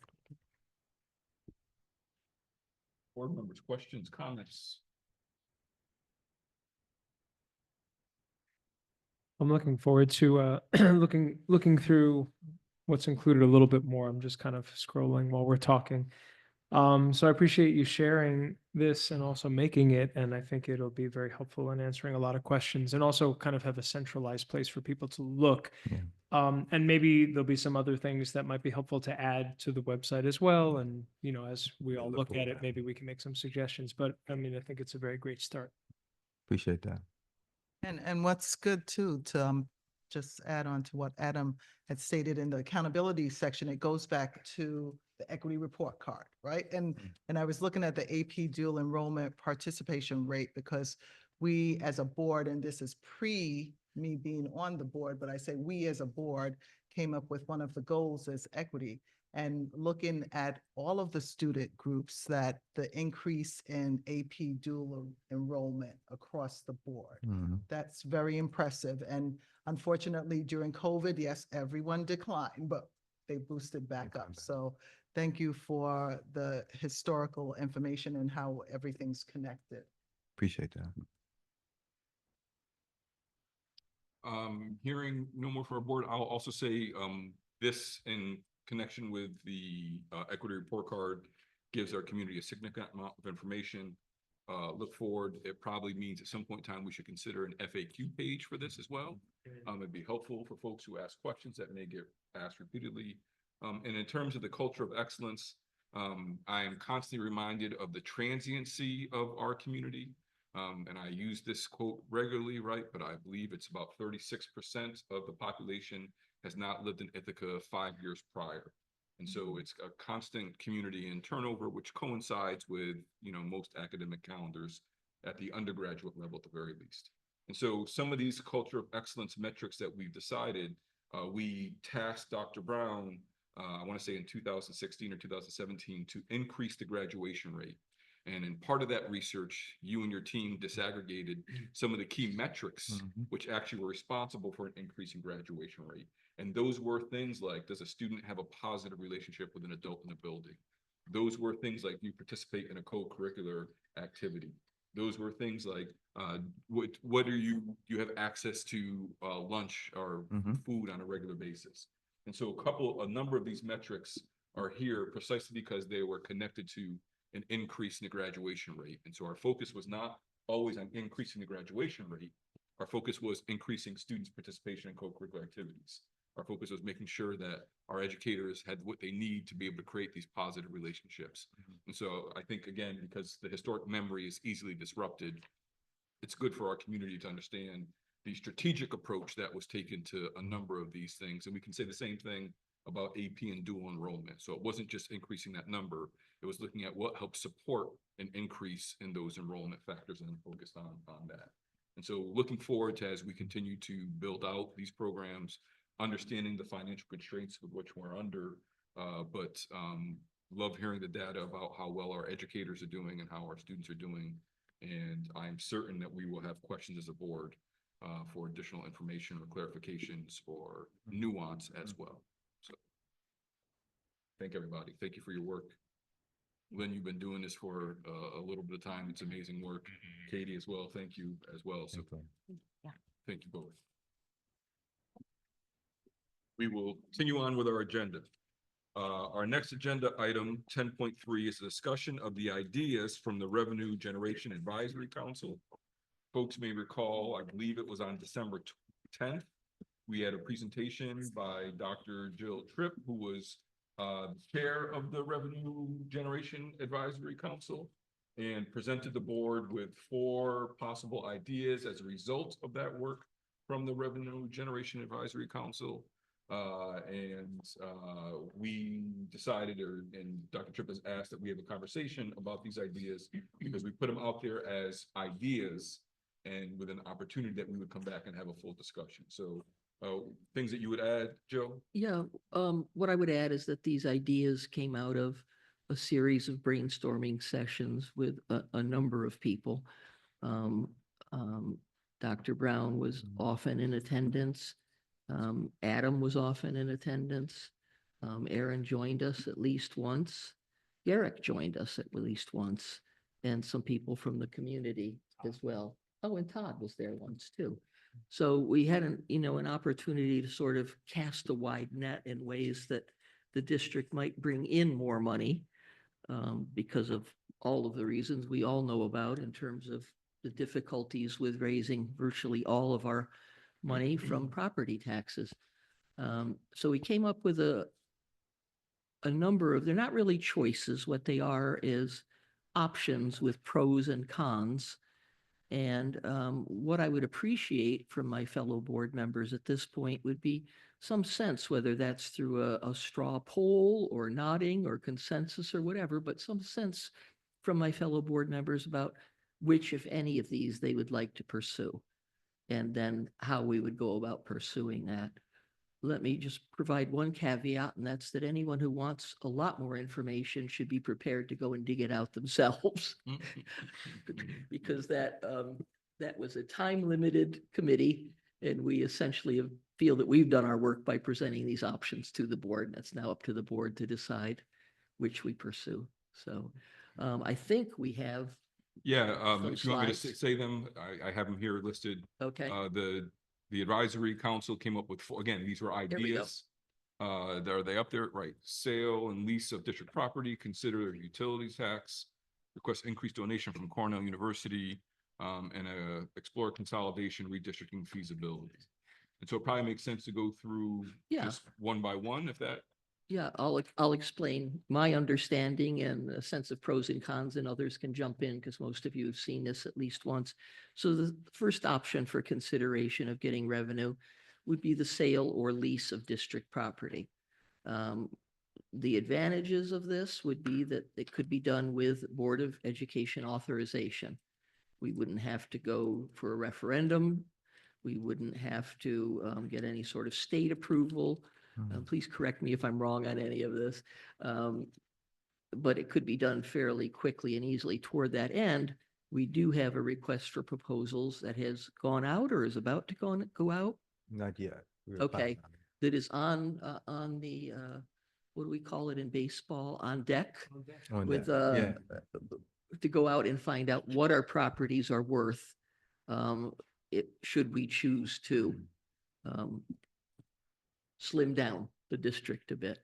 So that's one thing that's going on. The disadvantages are that to sell or lease our property, some of our property, we would need to know what it's valued at. And that's where the request for proposals is going. And also there's a RFP about assessment of future district needs, the demographics of our community, where we expect growth, where we don't expect growth, and how our current buildings are moving toward our goals in that way. And as far as likely income from that, obviously there's a wide range. We have approximately 20 buildings. I could be way off on that. We have a lot of buildings, many of them very old, many of them with a great deal of property attached to them. So I think the question of how much we could make from this may become a significant issue, if not this budget year, then in the near future. So there's all these things working together, the valuation of the property, the demographics, what we decide as to how we want our buildings to be used. So anybody want to add anything at this point, or? I would just want to add to the community so we're clear. And when you're saying property, I would assume that this also includes property that the district owns, places like the former Danby School. Exactly. Right. We have a facility on Hancock Street. We own the block across from GIAC Marcos Flats. There's additional property, Enfield School District, I believe, I want to say is on 17 or 20 something acres of land. So those are the kind of things I believe were being discussed. Like exactly. Right, And what I hope we would have relatively soon would be a listing of all of those properties, their current uses, the square footage, what the value would be in different uses, and whether we think we continue to need them in the way that we're using them now. Sorry to interrupt. Just to clarify, I think a public vote is required if we wish to sell a property. Thank you, Dr. Brown. Okay. We could lease it with simply Board of Ed approval, I believe. I'm pretty sure we can lease, but with the sell, we can. But to sell it, we would need to have a referendum. Yes. Okay, thank you. And Jill, so you have RFPs out, you said? They're about to go out. Okay, so we are going to get.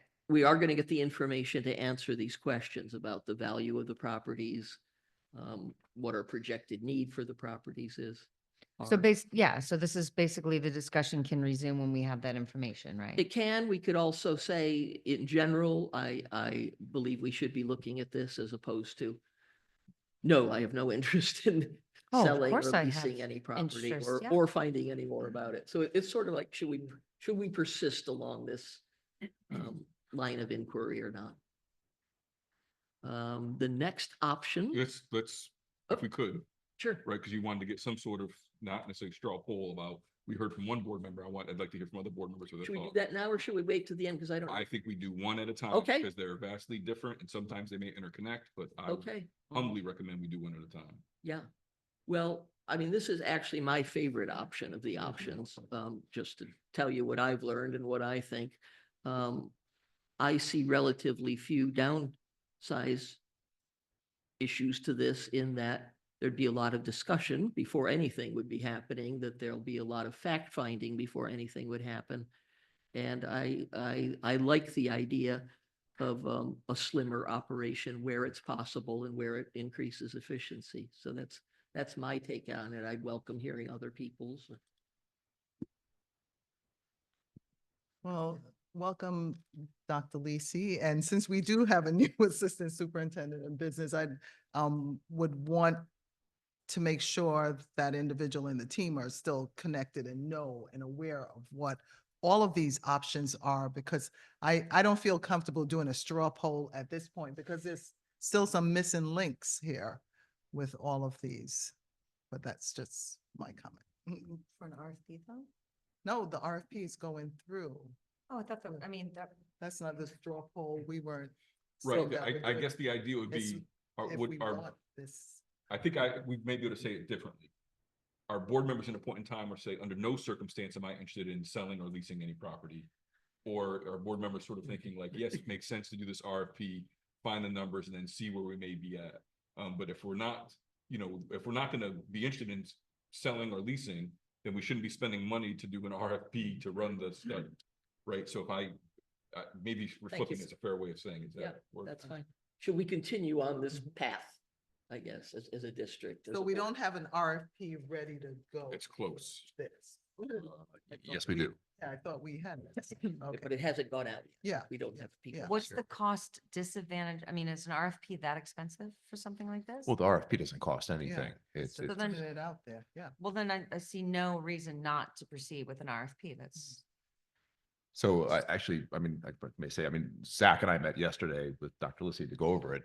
And I think Zach put together a draft, which to me looks excellent. And it's very comprehensive. It looks all these things, all these issues. And notwithstanding the professor's recommendation, take these issues one-on-one, it's hard to look at issue one without looking at issue four, because they're two sides of the same coin. And I would just say is the RFP is comprehensive in addressing both of those issues, because obviously you don't want to sell land if you're about to expand enrollment, need the land, right? So you need the enrollment study saying that, we anticipate a decline in enrollment, say in this area, and therefore we can afford to sell a building because we won't need it. So the two things have to go hand in hand. The last thing I'd say is this was a revenue enhancement committee, but what may be more important than the revenue of selling these properties is the reduction in maintenance costs. So, eliminated spending is not revenue, but it achieves the same aims. and the actual name of the committee was the Revenue Exploration Committee, right? Yes, Or just, yeah, because we've had a few names. but it was a made-up name. Yeah. All right, I'm in support of this too, in the straw poll nature of this. thank you. Okay. Very good. Next option. This is utility tax proposal or suggestion.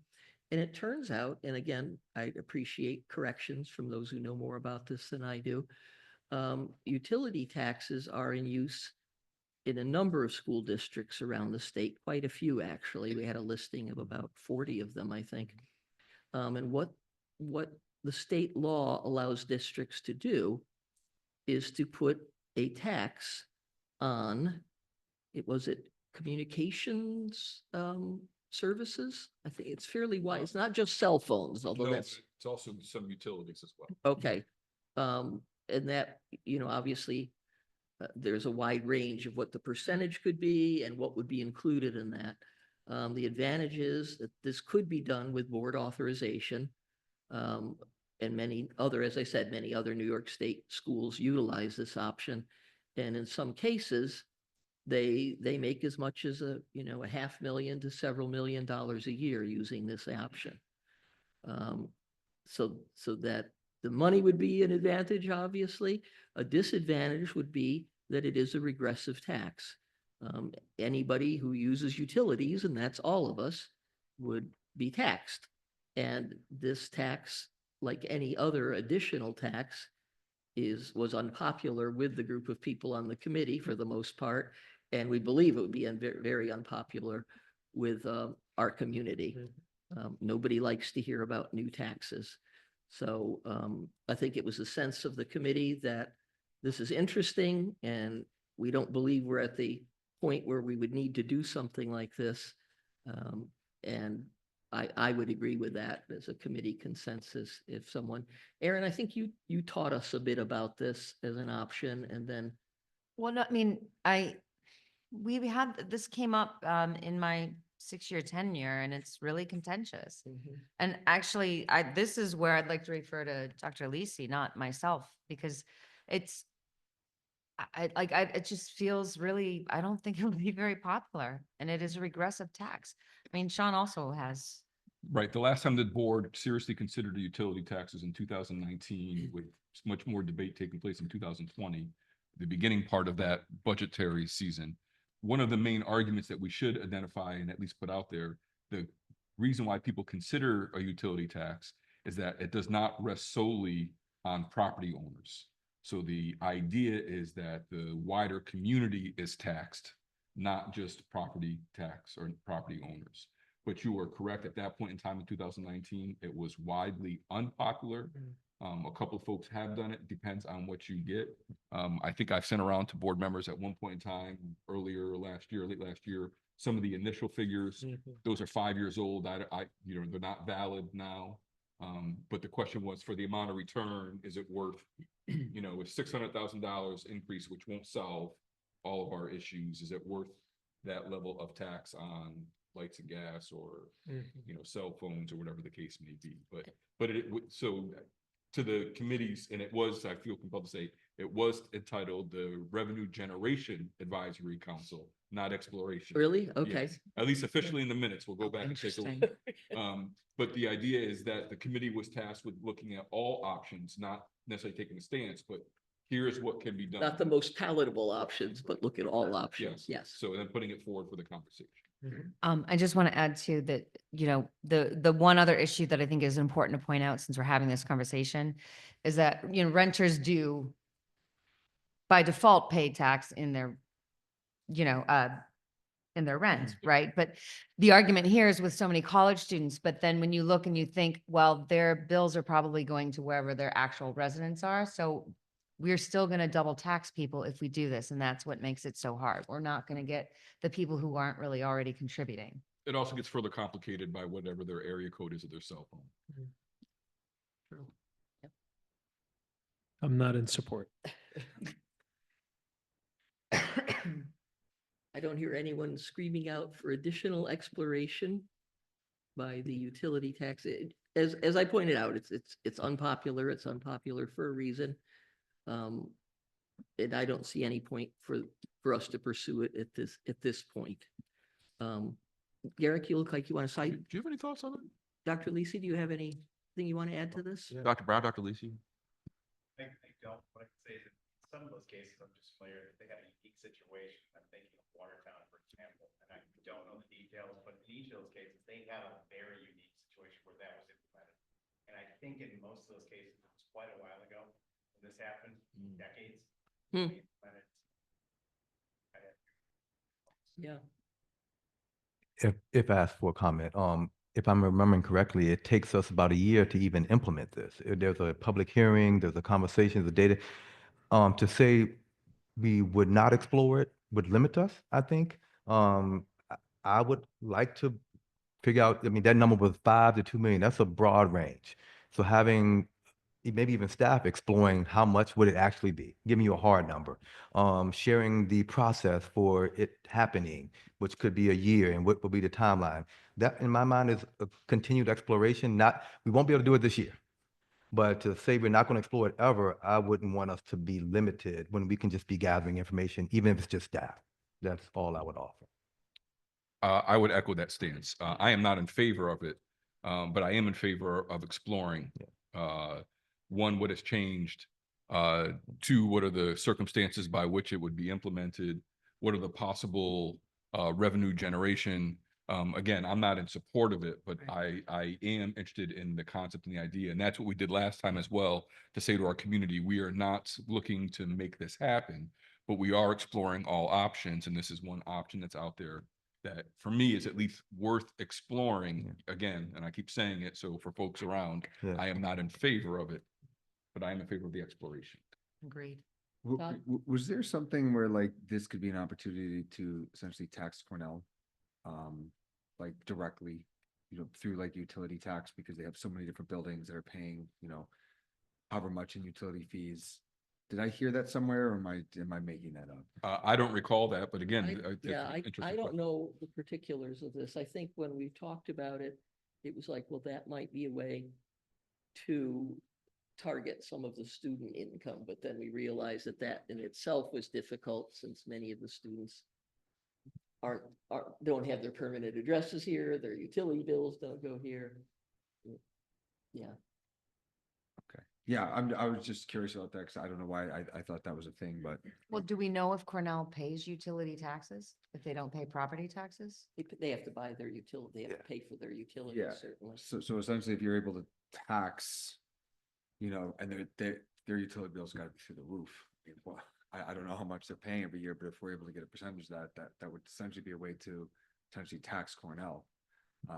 As opposed to, and I don't know, I could be making this up. I thought maybe I heard that somewhere. So I just point out, the majority of the Cornell campus runs off its own water system and its own utility system. So it's only off-campus Cornell buildings that actually purchase utilities or water. Okay. And to that point, I like the idea, but it also reminded me that if we're taxing a not-for-profit, we're taxing the other not-for-profits as well, right? So that'd be churches and, other organizations. So again, I think something for us to think about and even answer those questions that Todd's asking. I am curious. I hadn't thought about it that way. So. Again, Mr. Fox and others, I would love to explore this further. I've been here long enough to remember when we were hit with the sidewalk tax bill, and it had very little public input or conversation from my perspective. And I'm offering to have that conversation over the course of a year just to explore. So would board members have a problem with us tasking this to Dr. Brown and his team just to get some basic information about what this could look like? Not taking away from the real work at hand. Right. But let's just run by the option and see what comes back. And I'm sure we'll get emails from folks as well, so. I shouldn't have said sidewalk tax, but that I'm still scarred by that. Well, Because we get that bill. So again, we're not saying, go full forward on this, but we're saying it would be, if we gather more information, it might be something to pursue at some point. Fair enough. All right. Next up, request increased donation from Cornell University. Advantages of this option: it could be implemented at Board of Education direction. Disadvantages: obviously, this isn't something we control. We can control whether we ask or not. We can't control whether it happens. And it would require negotiations and possibly a campaign to engage Cornell in the negotiations. The income figures there are from what I found and what others have shared with me about other Ivy League universities and their donations to public school systems. So, as many of you know, there certainly is considerable interest in the community in pursuing this option more aggressively. It would be something that the board could take a more active role in it. And I'd be interested in your thoughts.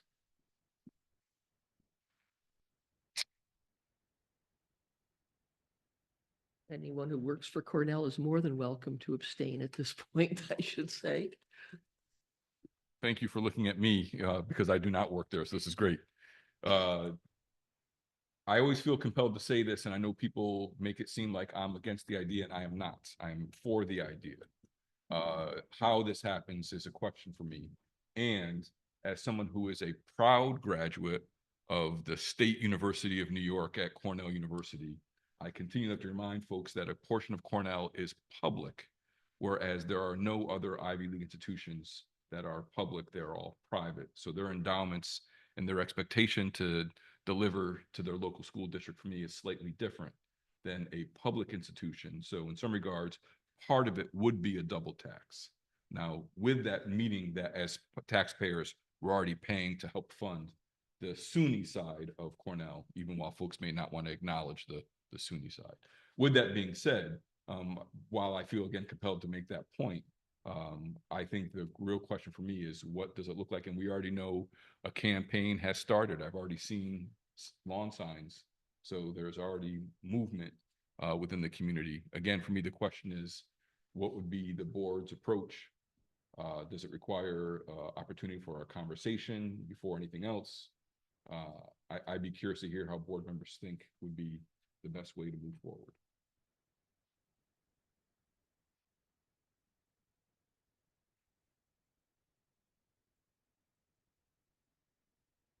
Well, to replay what I've stated before is that let's look historically, how did we get to the 651? And at what point did we start with that? And how do we go from here? I would defer to the historian sitting next to me, but I believe the source of that figure derives from the direct cost of educating children who live in tax-exempt housing on campus, specifically graduate housing. I think there was a point in time, there was a calculation looking at kids who live in Hasbrook and other, and formerly Maplewood, housed graduate student children who lived in tax-exempt property. I think that's the historical source. Part of it, yes. Part of it, yeah. Well, just for the record, I do work for Cornell. But I think a place to start on this is, I always like to mention Dr. Bradwell's dissertation, which should be required reading for all board members. And when you go back and look at the history of the school district and its historic ties to Cornell, and things like the Culp Auditorium just over there, the ties between Cornell and this school district are long and deep. And so the idea that sort of zero sum money flowing from the top of the hill to the bottom of the hill, I just don't think is maybe the best approach to this. But I see rather that the future of Cornell and the future of the school district are tied together. And I think rather than looking at moving money from one place to the other, we might look at shared goals. I've discussed this privately with a number of people here, but perhaps one of the largest factors in Cornell's long-term success is its ability to attract and keep top academic talent. And I've said many individuals in this room, I've been in many meetings with junior faculty recruits where the quality of local schools, especially in the absence of a private alternative, was one of the premier questions. So I think the question is, how can we better serve Cornell by better serving the district, moving both boats up? And so I think the opportunity for collaboration and further sharing of resources in a win-win sense with Cornell is an idea worth exploring. And I think it follows in the spirit, I think, of what the committee has proposed, but I move away from words like donation and look towards like shared success and trying to engage Cornell in a collaborative discussion that would raise both boats. I wonder too, though, and I've thought this often, you think of top talent at Cornell, but I also think of everyone else in this town that's employed there, right? From you know, adjunct professors who don't make much to, you know, people doing cleaning service or food service there. And they don't get paid that much. And it's very expensive for them to live here. And your analogy of the top of the hill and the bottom of the hill just is such an analogy for what we're seeing here. Is the people at the bottom of the hill historically getting the scraps from the castle. And so I think it would be a really beautiful thing if Cornell could also consider all the other employees that work there whose children go to school here, who are struggling to get by and buy them soccer cleats. And maybe if they thought about contributing to the school taxes to take a load off of the community and also support its, you know, sister school here in the public area, that would be a really beautiful thing too. And maybe we should reframe it and think about everybody else instead of just the top of the hill. Well, it's just, I'm really just referring to geography. Literally, you can walk out of this. I building and know, see, but you know. I was being metaphoric because I really was not being metaphorical. I I'm know, just- I was If you being walk right out of this metaphoric building, you in my see it. response. I know. That was just me being frustrated with the state of the world, right? And it's a really good metaphor for just this town. You know, we're struggling. So, Aaron, we talk about, normative statements and positive statements, normative, how the world should be. And I'll leave everyone at the table here to make their own judgment as how the world should be. But the positive, how the world is the Board of Trustees of Cornell University are purposed with advancing that institution's goals. They're not purposed. I mean, I think that if I was to put myself in their shoes, they say our job is not to do X, Y, and Z. Our job is to further the objectives of the university. And so asking them to do something that they don't see as honoring their charter of their fiduciary responsibility to the university and the future of the university, I think it's never going to be tenable. But asking them to do something that is collaborative and advances the charter of the university while also benefiting the school district through helping the district that educates the children of many of its employees, professors, from professors to food service, I think is something that they can consider. So I think if you go and say, we'd like you to donate, a large amount of money, they're going to say that's contrary to our fiduciary responsibility. And in particular, Sean is correct. On the state funded side, it would amount to double taxation, but a collaborative relationship is exempt from that concern, and I think is more viable. That's all I'm saying. Listen, I don't disagree, but I mean, the morale, if you're looking at this as a financial fiscal view, it's actually a cost savings for them to just give us a little more and keep paying the rest of their employees what they do. It's a show of like, hey, we see you and we're going to contribute to the public schools in general instead of just special programs that might be, suited for Cornell. And again, this is just, we can disagree. I'm just stating, I'm not asking you to do this. I'm just stating how I see it you work there, the people, I do not. I'm just stating it as someone who's part of the community and sees us really struggling with a budget that can give our teachers the funds they deserve, the raises they deserve, I mean, I go back. I'm making no statement as to how the world should be. I'm always saying how the world is as I understand it to be, and I think, well, the approach that I've outlined is the one that would have the most traction. That will have more traction. It doesn't mean that it's right. I guess that's all that I'm saying. Anyone else want to weigh in on this at this point? Nope.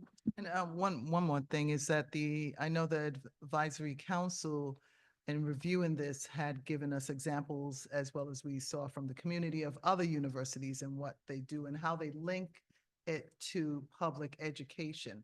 So I would say part of this would be a further discussion with the superintendent and Cornell and all right, your interest here in ensuring that we graduate students a certain way, how do we put a financial dollar link in that? Because there are several other universities that have done that. And we see in our property development that's happening around the county and within Ithaca, And it was increasing over the years to make sure Cornell is bringing new staff in and new faculty in, and to make sure that there is sufficient housing. And that's impacting us. I think that's part of my frustration with this, Karen, is that I don't think we've had the channel of communication, or at least if we have, I know Dr. Brown knows people on the Hill, and I know other people connect somewhat informally. But I feel I would like to see the board take a stand that there needs to be a formal path of communication with Cornell around this issue. And I don't disagree with Garrick in terms of how that's phrased, or, you know, how that we understand some of their issues or many of their issues, and we'd like them to understand ours. That we are a symbiotic community with Cornell, and that it would be nice if we could hear not just from our side, but also from their side, in hopes of rising all the boats at the same time, or not at the same time, but perhaps a bit higher. So, okay, I'm not hearing anyone say leave. Well, I want to, Okay, go ahead, Sean. I think we need to have a partially also a concrete conversation. So yes, there's been times where various folks at this table or other past board members, or you name it, have had relationships or modes of conversation and communication with folks at Cornell. Let's also not neglect the idea that there's been some significant change in their senior management. We have an interim president that will be there for another year.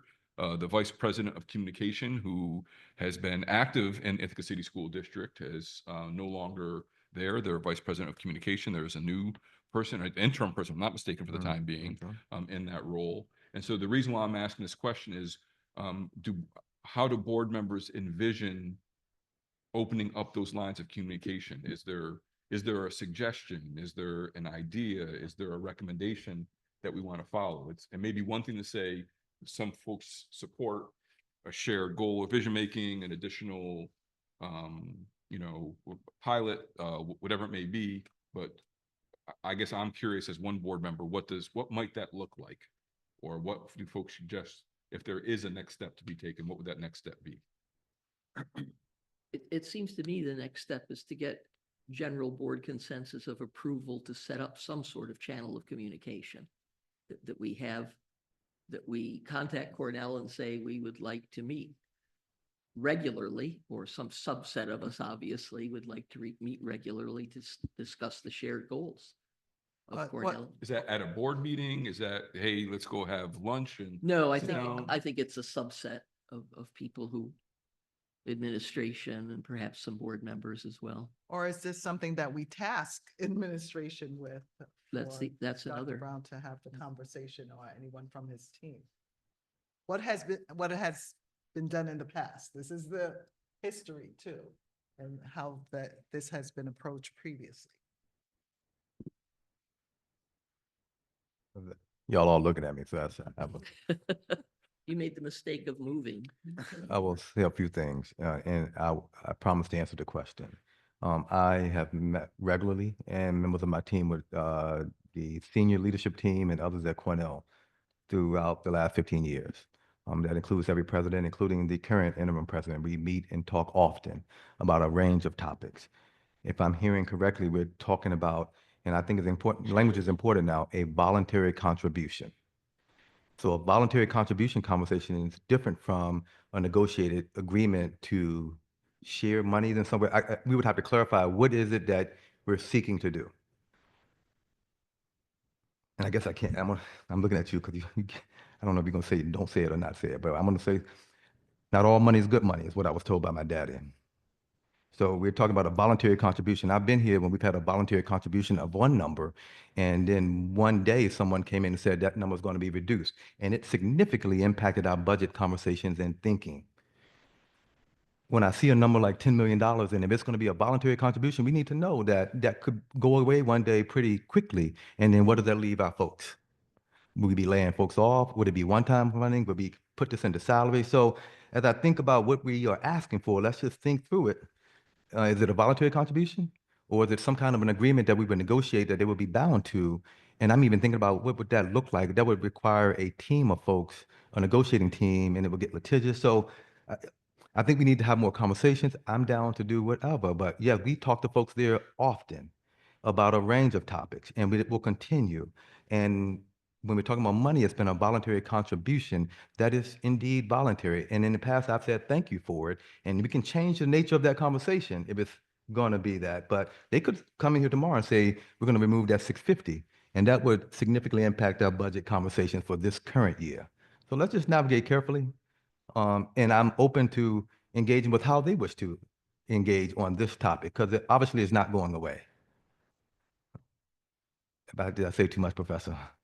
Probably. Probably. And let's be clear, since I've already dug a hole, the kind of monies we're talking about would come with some requests or connections or collaborations that we probably have not had before. Not all money is good money. Let's talk about what is it, as we're negotiating at a table, when folks give you this kind of money, they're going to ask for something in return. So what is it that we're prepared to give up? To say that folks are going to do this out of the goodness of their heart, we tried that. And we're still here. So I'm thinking that somebody's going to want something. And is the board prepared to give me or whoever some leeway about what it is we're looking to give up or to partner with or to do in significant collaboration, up to $10 million in collaboration with another entity? So I've thought about this a lot.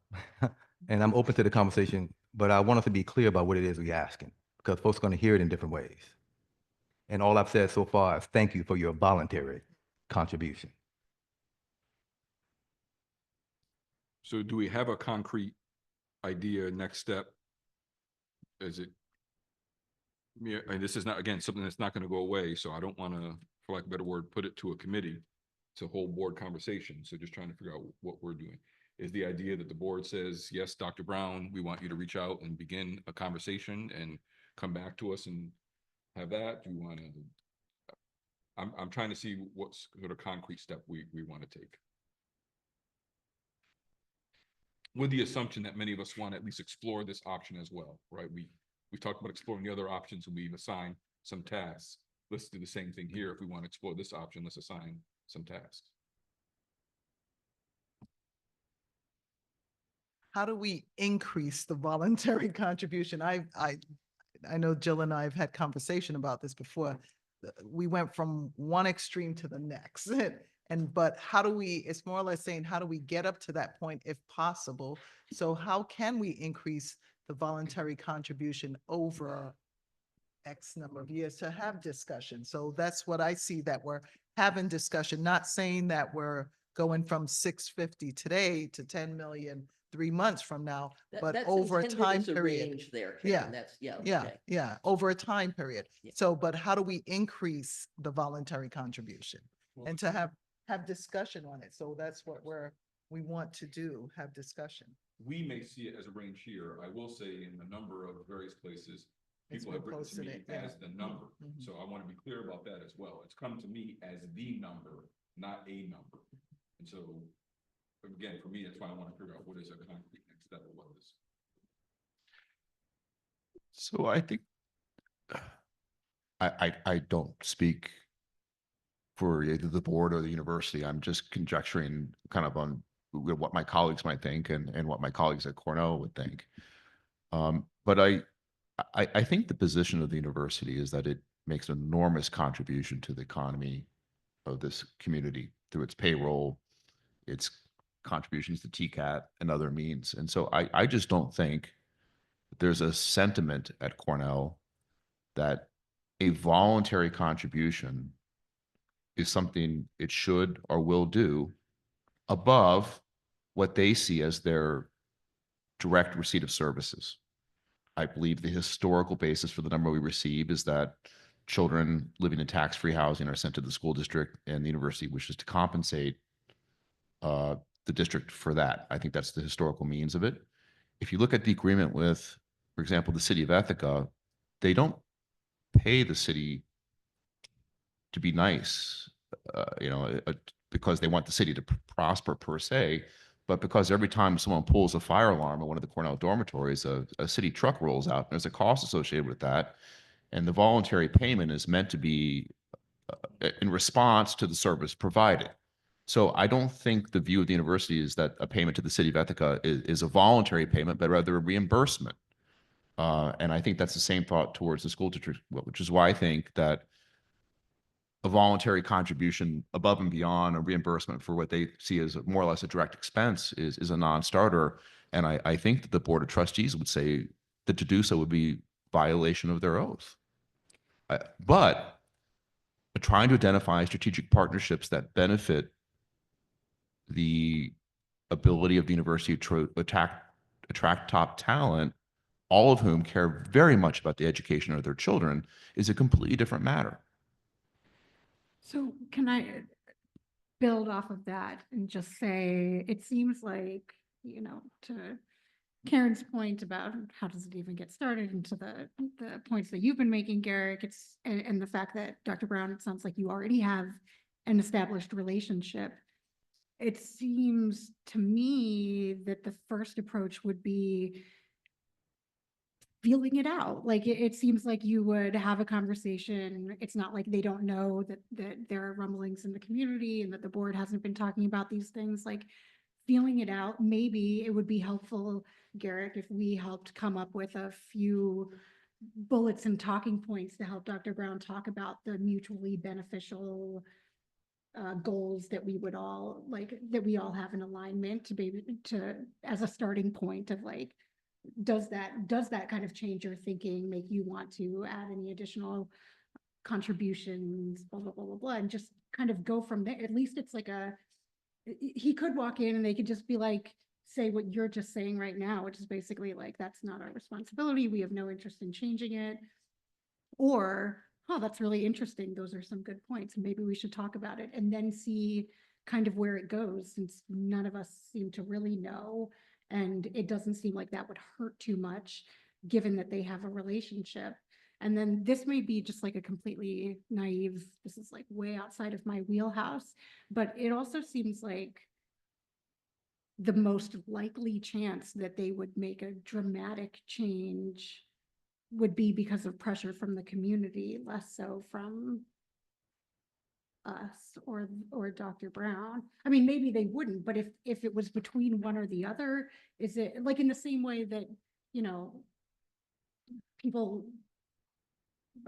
Again, I'm hesitant here because I'm just one person, and again, I don't speak for any of these institutions. But if I was to put money on a successful approach, it would be the Cornell faculty asking for it. So either way, I guess I'm just saying, like, I don't know that it would be us either way. No, it wouldn't be And us. so what I'm suggesting is like, we don't know. We have no idea. Like if faculty started asking for it, the community, maybe though, what we may realize after Dr. Brown has a single conversation is that it might have to be some sort of outside pressure, if anything, to get things to move. And then it might at least answer the question for us that we don't have a lot more that we can do, or maybe it'll help direct us. Yeah, I just feel like we're doing a lot of like guessing, and that maybe that's like a good first step, and then kind of go from there.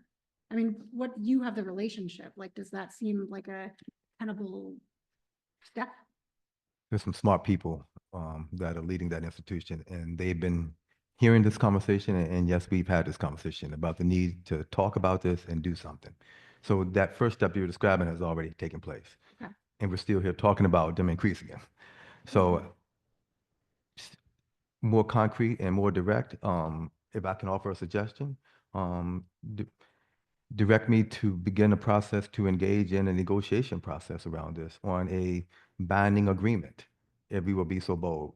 I'm struggling with the voluntary contribution piece because of the tenuous nature of that, it being here one day and gone the next day. But I'm thinking about the city, they have an agreement in place, and they've been able to quantify in some way why it's mutually beneficial.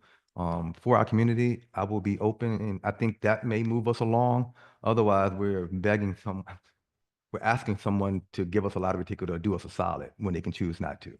And they are coming off a contentious contract negotiation. They have to rethink their operational budgets. I've also been here when Cornell has laid off folks, and they've been families that have impacted our schools because of budgetary issues. So this thing is complex.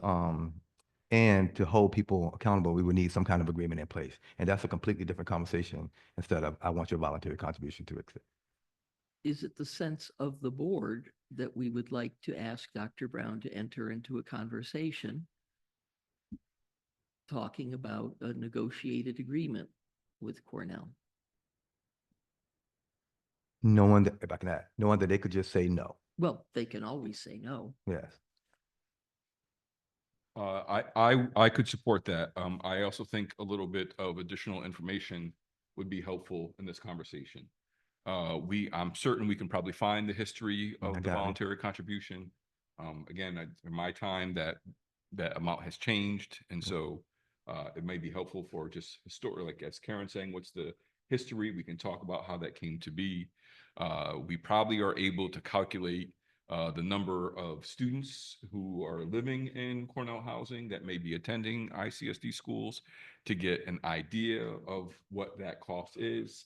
Maybe they're overpaying at 650, maybe they're way underpaying as well, right? But I think some data will be helpful. And to Jill, your question about sort of asking Dr. Brown or giving Dr. Brown, I don't know about necessarily the permission, but saying we would like for you to begin conversations about a negotiated settlement is something that I would be much more in support of than a voluntary contribution. Whatever that looks like is a better process because we've already experienced a drop at one point in time of the voluntary contribution from, and that was a couple $100,000, but it was significant enough to have an impact on the budget. So as one board member, I would be in support of making that happen. And then I do have questions about where this conversation continues. I don't know if it's classified as being negotiations. In other words, because I'm also curious about the conversation as well. So, I don't want to get ahead of my skis, but my, you lean too much there, you could lose your balance. Adam knows I ski too.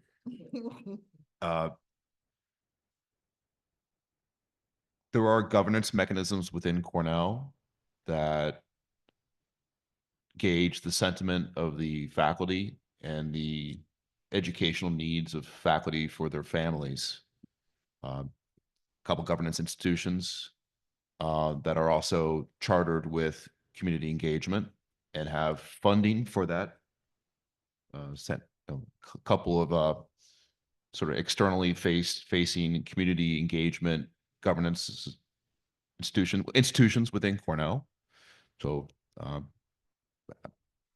don't have the thing in front of me, so I'm not going to try to say names and get the name a little bit wrong, but I can tell you what they are and check the org chart. And so certainly maybe engaging with those institutions and particularly with the faculty senate and trying to see whether it would be the desire of the Cornell faculty to ask of their own administration to work in collaboration is one approach. And if others were interested, I'd be more than happy to work with Dr. Brown on maybe engaging. Again, I'm just thinking of hypothetical, a governance institution like the Cornell Faculty Senate.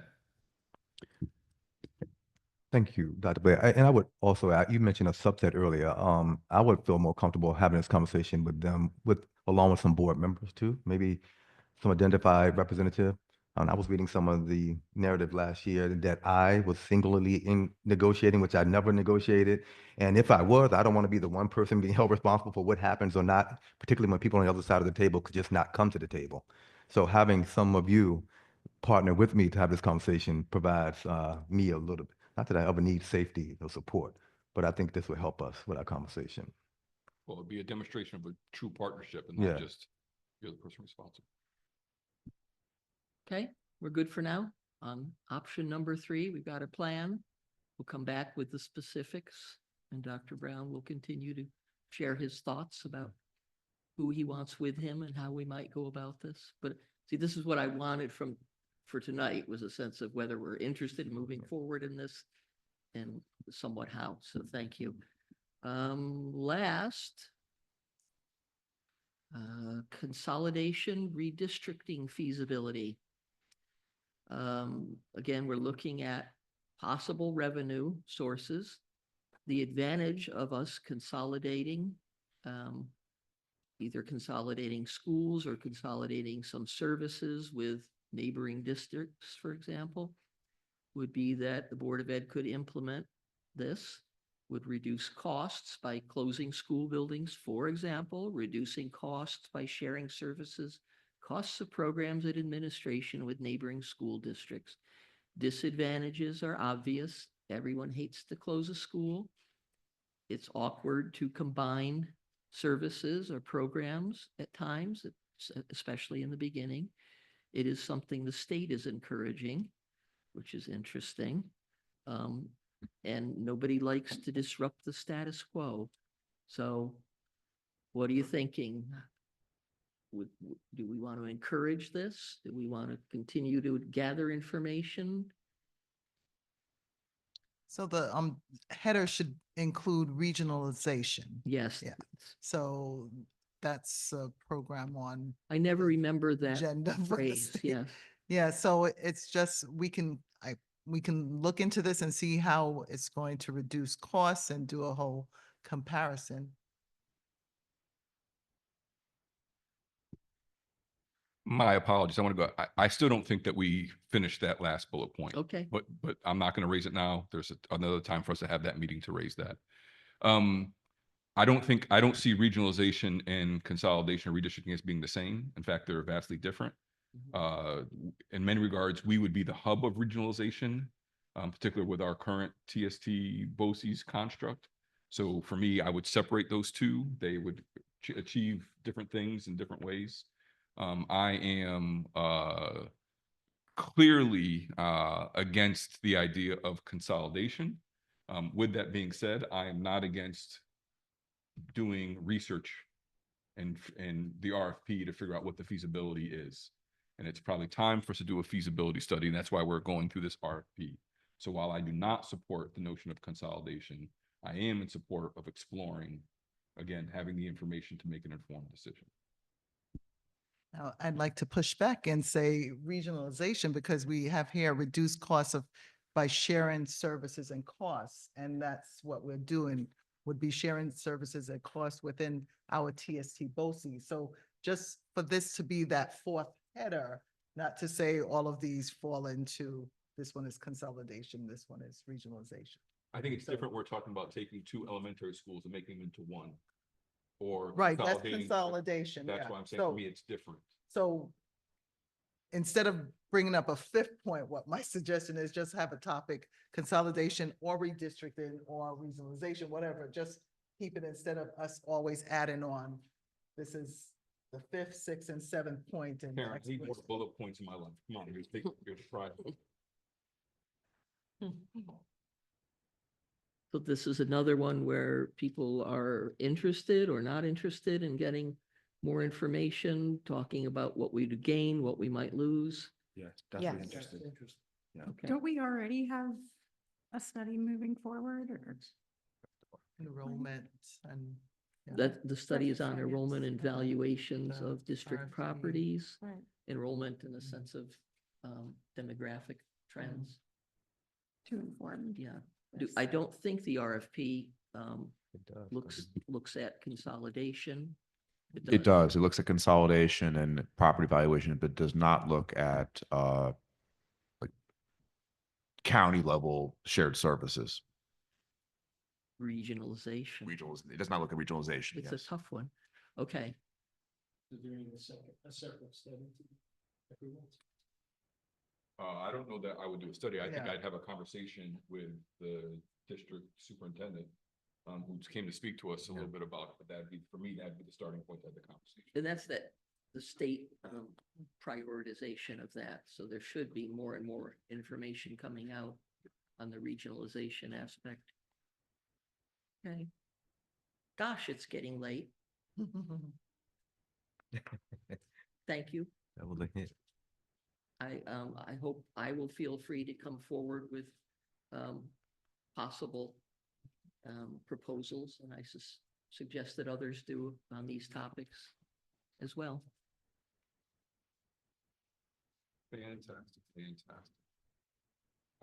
With that being said, we have two more agenda items. Are we good to keep pushing through, board members? Yes.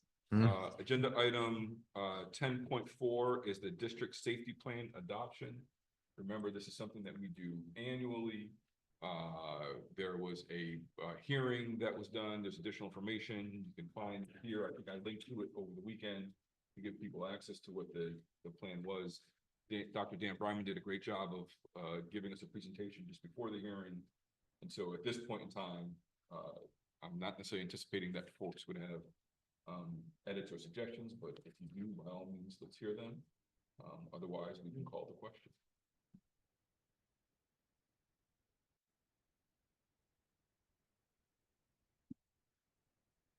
Well, I guess just a quick question to the gentleman's point who commented, are we, that we'll just have a discussion at some point if we needed to make a change based on Absolutely. decisions? Thank you for that, Emily. Currently, the safety plan does include district relationship with local law enforcement agencies.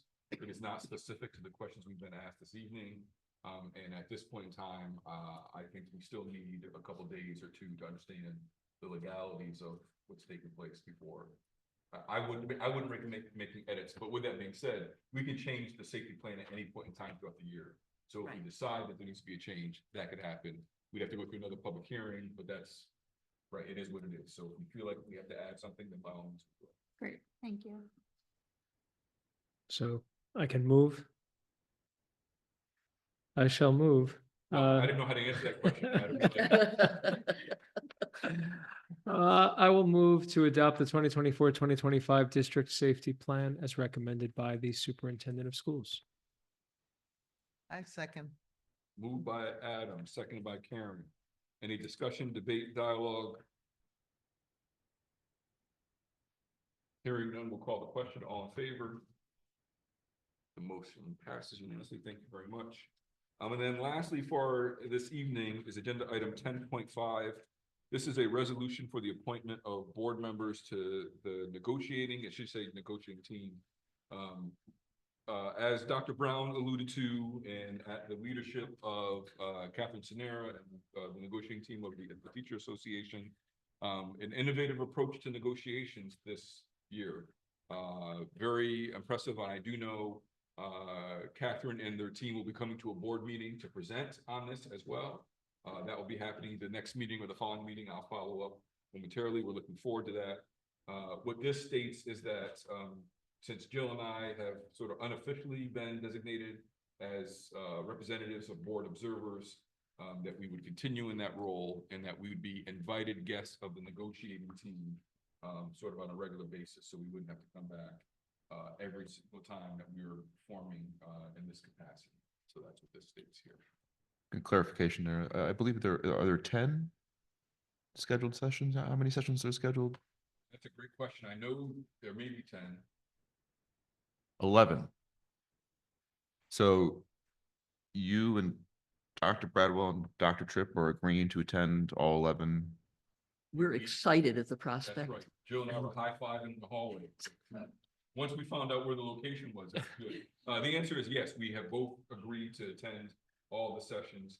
Board members would also be, discussed briefly, board members would also be welcome to attend the sessions. Our only caveat would be coordinating to make sure that we had no more than 5 board members in attendance at any point in time. But yes, we're in agreement to attend the sessions. Wow. Yes. Okay. Thank you. I'll just take the wow. That felt good. I am not retired like Dr. Tripp, but I will find time.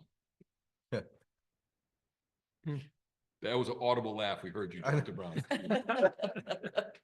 We'll get them on too. How about we move it and then see if there's any additional questions and then go from, or if folks are willing to move that. Okay. Before anyone changes their mind, I'll move to appoint Dr. Sean Eversley Bradwell and Dr. Jill Tripp to serve as the board's observers and invited guests of the district's negotiation team during the current contract negotiations between the Ithaca Teacher Association and the Ithaca City School District. I enthusiastically second. Glad you had a lot of time. Moved by Adam, and I'm going to give the second to Garrett because of the enthusiasm that was expressed. Additional questions, board members, debate, colleague, or questions, concerns? Hearing none, we'll call the question. All in favor? The motion passes unanimously. Thank you, board members. While I know the hour seems late, this is still very early compared to a number of years ago when we would have board meetings. With that being said, upcoming dates of importance, I would ask the community to pay attention. We have a break coming up in February. That means that we have changes and alterations to our regular scheduled Tuesday board meetings. For example, we have a finance and a facility committee meeting that will be held on a Thursday. No, finance is Tuesday, February 11th. Facilities would be Thursday, the 13th. Thank you, that's why. With the assessment office. And so we'll make sure that that gets out to the community, but just please pay attention to our meeting schedule to proceed from there. Any other orders of business, board colleagues? Hearing none, we'll bring the meeting to a close. Thank you very much. We are adjourned.